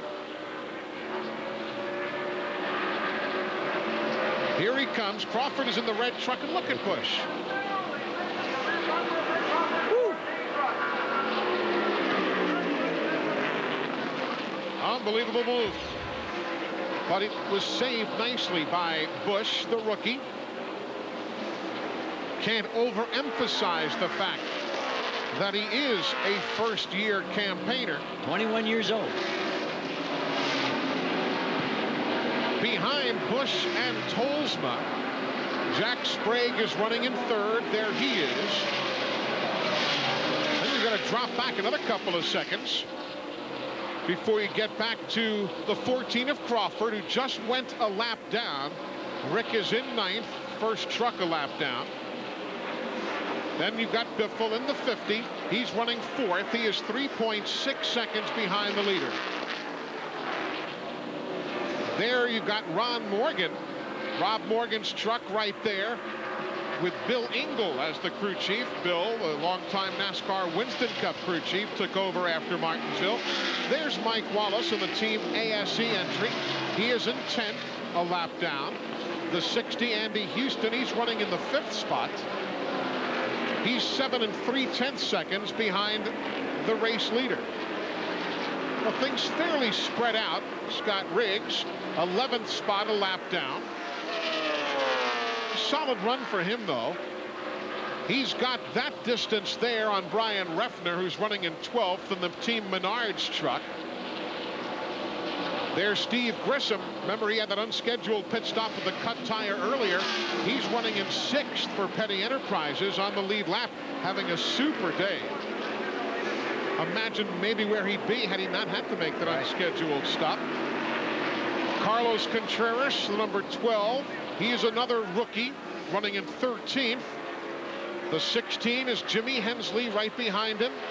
He's in 14th. Rick Corelli is in 15th. Those 3 trucks are running for position, and so is that black and white of Randy Renfro, the number 41 truck. He is in 17th. So those machines battling for position as we're 24 miles from the finish. Others having some good runs.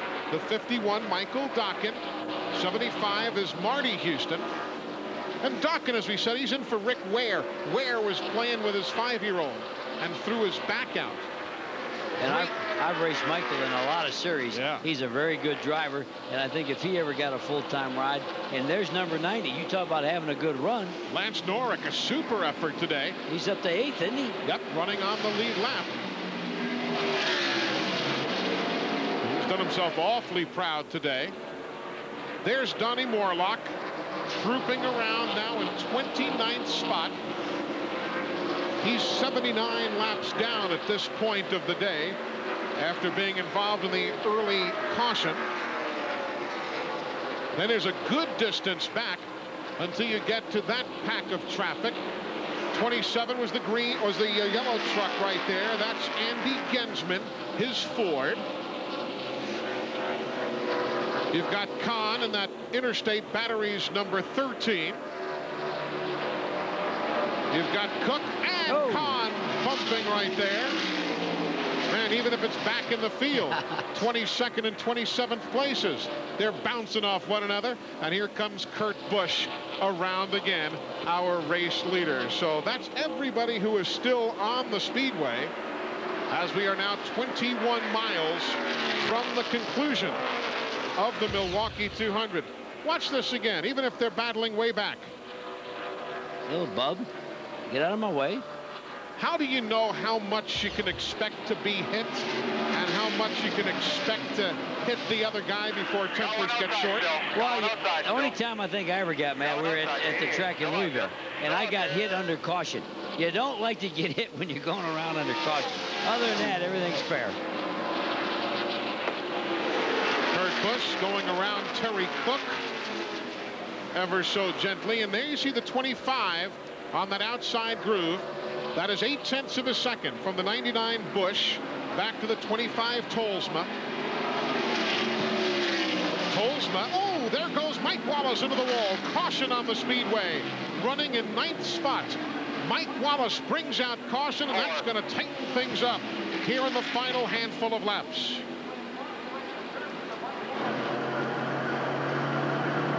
Looking at his right front tire, he knocked the toe in out.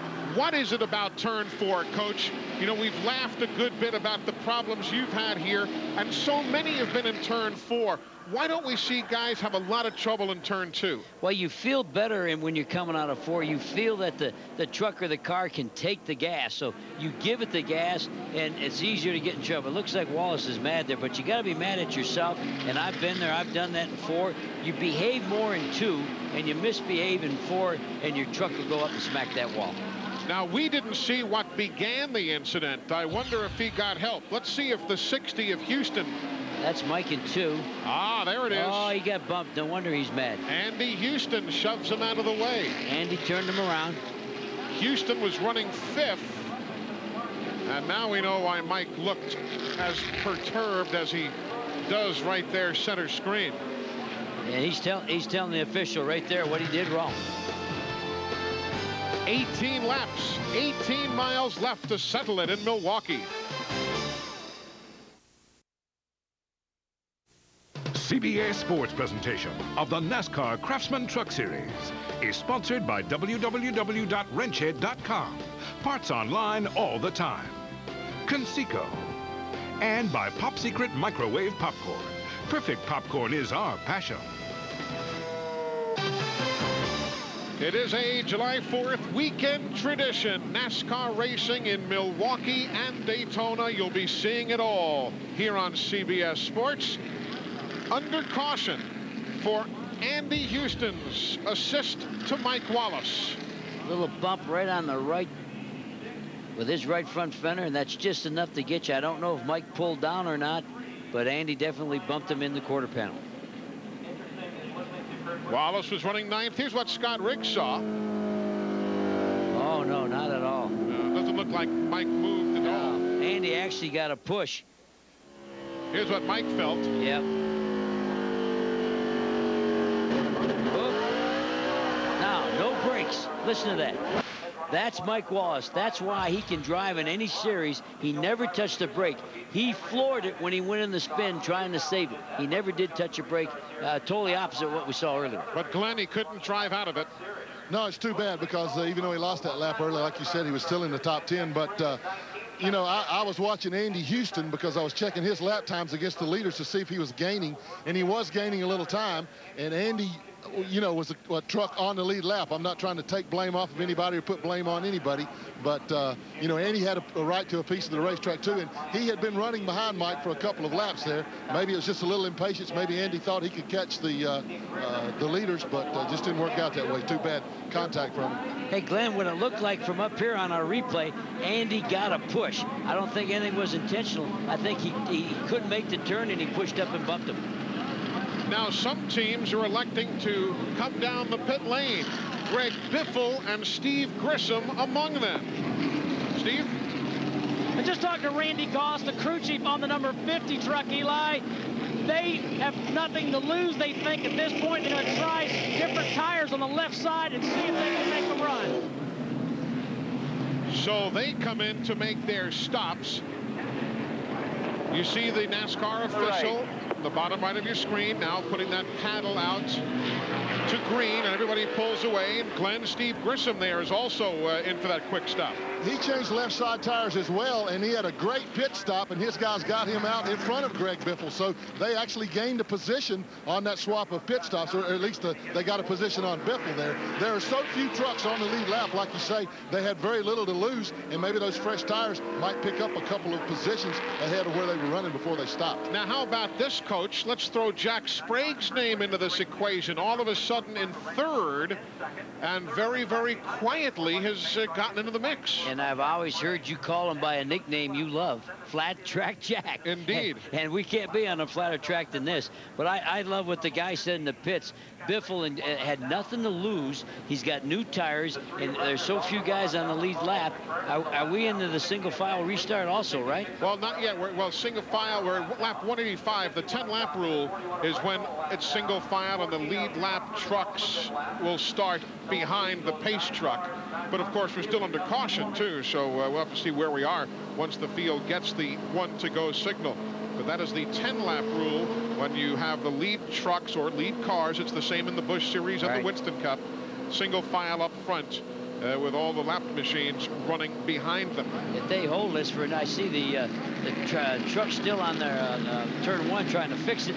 You can see down here, if they hold this for another 4 laps, single file would get all the lap people out of the way.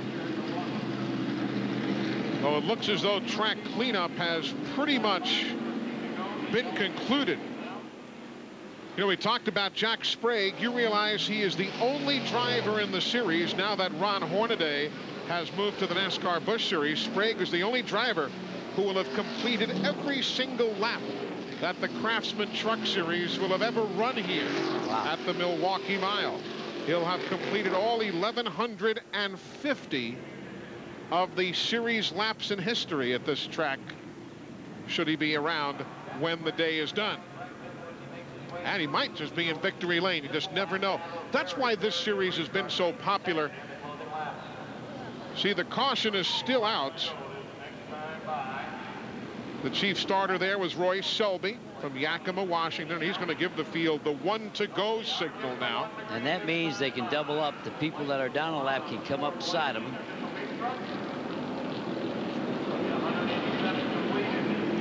The field now getting set to go racing. Quick reminder, folks, coming up as soon as we move aside at the top of the hour, the Pepsi 400 preview show. And then this evening, 8 p.m. Eastern, Daytona at the speed of light. The Pepsi 400 from the World Center of Racing coming up at 8 o'clock Eastern time this evening. Quickly back to pit road, Steve.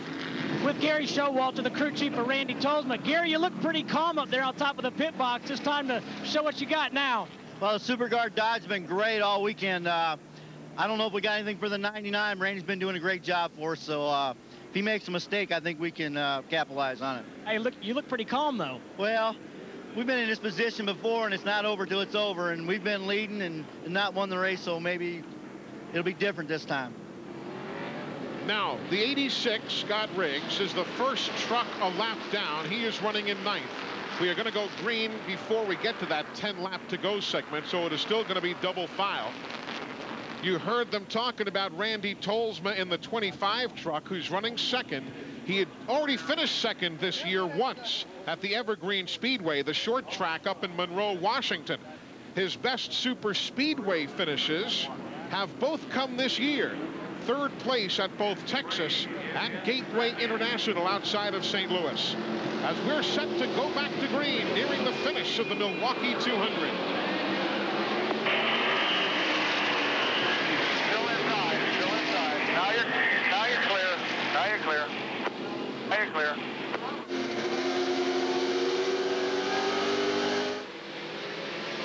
Busch and Tolsma now clear of race traffic. Look at the restart Kurt Busch has gotten. What does he have on the restart that the other guys don't? It could be his transmission. Most people are running Jericho's, but you can pick your gears in your transmissions, and you have a different gear setup for each track. So if you know you're on a 1 mile flat track, he may have a better gear ratio than the other people on the restart. That's 4th place there. 43, Grisham and the Granger truck both getting by Andy Houston. Well, Andy went real high in 2. He's lucky he saved it. But Houston in that red and orange and yellow number 60 will backslide to 7th spot. And now his brother in the 75 truck, Marty Houston, will challenge him for that position. Marty will get him right here in turn 1 and 2. That is for 6th. Right there you see Andy goes high coming out of 2. But boy, he's got a motor. Woo, look at that thing go. Of course, if you had banking here, you'd say going wide, that keeps that motor wound up. Good point. It's a different ball game on this flat track.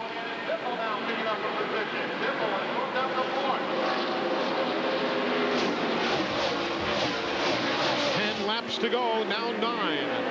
As the leader, Kurt Busch, leads his group back. Kevin Harvick Lance Norrick, a super job. He's in the 90 truck.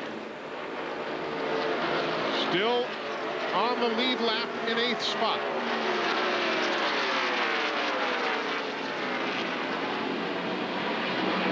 The reason we're looking middle of the field is because the leader Busch is still up by 0.6 of a second on Randy Tolsma. Right now, this is where the action is. From 4th and 5th and 6th back towards 9th. Now the leader feeling some heat. Caution, turn 4. Problems on the speedway, and we have got caution. That is going to be the 13 of Billy Kahn. And caution flies at lap 192. Well, Billy's had trouble. He's got that Interstate battery as a sponsor. He owns a franchise where he sells those batteries. So Billy brings out the caution. Now we are, obviously, as you see, lap 193, now 194 of 200. So we are in that final 10-lap window. So we will go back to green with only the lead lap trucks up front. Yellow, Matt. And they will be in single file formation. It'll be a single file restart when we go back green, Kurt. And the spotter tells that to his driver. And what happens now is number 99, Busch, can pick the gear he wants to restart in. And he can go slower if he likes his gear ratio. He can start in 2nd, or he can roll it off there quicker and start in 3rd. So because it's single file, he'll pick the gear that he wants to start this thing on. There you see the spotters that we've been talking about. And the only time it looked like Tolsma gains on you is when you get in too hot and it washes up. I mean, I know the thing's tight, but I'm just telling you what I'm seeing. That's the spotter telling the driver, if you go in too fast, you lose ground. Did you like your spotter to talk to you quite that much? Is this going on because Kurt Busch is a rookie? You see, you know too much, Eli. That's the only reason we're probably getting this much conversation. The spotters I had this year, I had to ask them most of the time, are you still there? 5 to go after you get the green. 5.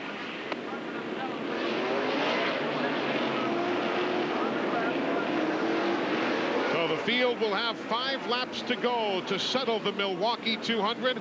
And folks, remember, if you're tuning in now for the Pepsi 400 preview, it will be coming your way from Daytona International Speedway as soon as we move aside. And then the Pepsi 400 this evening, 8 p.m. Eastern, right here on CBS. And we'll be in the motel room eating that Chinese takeout. You're still going with the number 8? Number 8 all the way with an egg roll. There you go. Now you want an egg roll. Yeah. There's Dennis Conner, crew chief for Jack Sprague. And remember Sprague, could he be the wild card in all of this? All of a sudden, he's in a tight 3rd spot.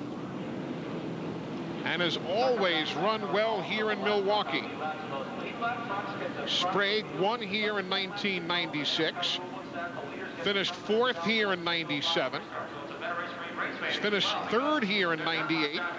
Was 2nd here in 99.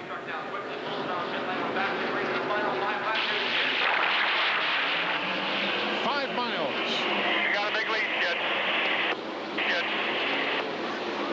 They got a big lead, kid. He's got the right gears in his Jericho transmission. Ooh, look at him pull away.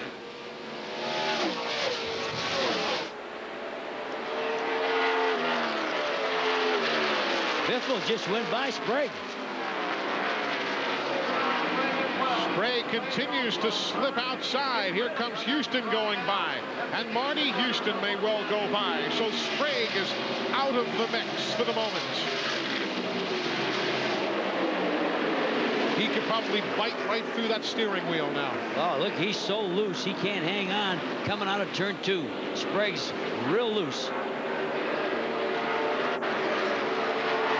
He's going to work hard to keep the 90 at bay. Well, up front, Tolsma just drove all over Busch, climbed all over his back bumper. Look at Sprague, still cannot get back to the low side.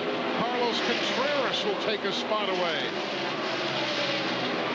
A heartbreaker for Sprague, who had moved up to 3rd. There goes Corelli. And Sprague's truck just skating around the Milwaukee Mile.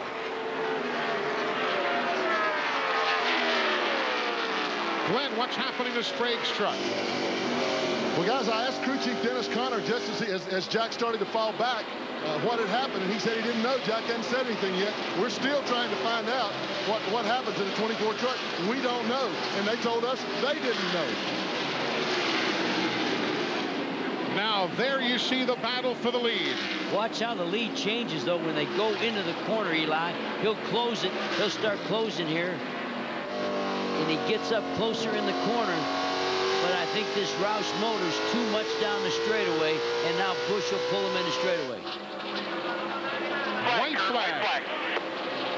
This is his first Milwaukee race in the NASCAR Craftsman Truck Series. He started on the pole.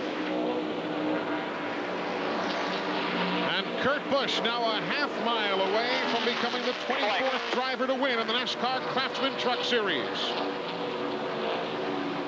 In only his 14th start, rookie Kurt Busch wins in Milwaukee. Oh, that looks sweet, dude!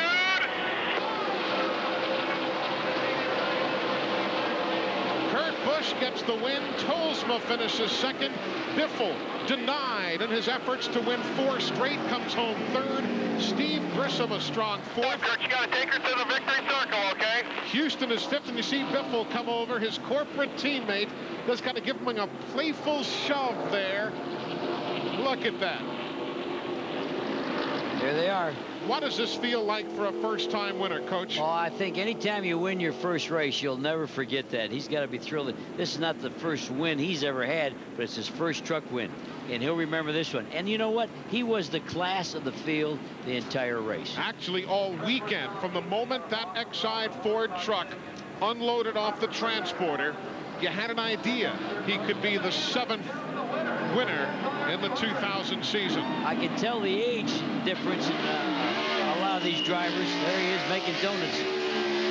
Wow, I'd lose a motor doing that. Listen to those RPMs.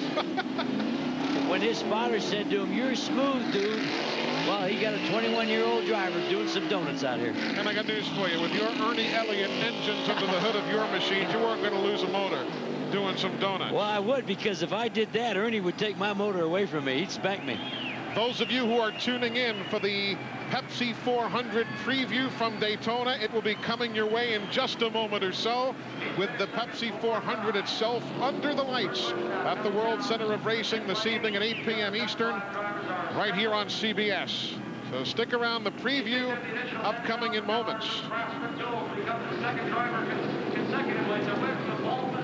Let's go to Glenn Jarrett in victory lane.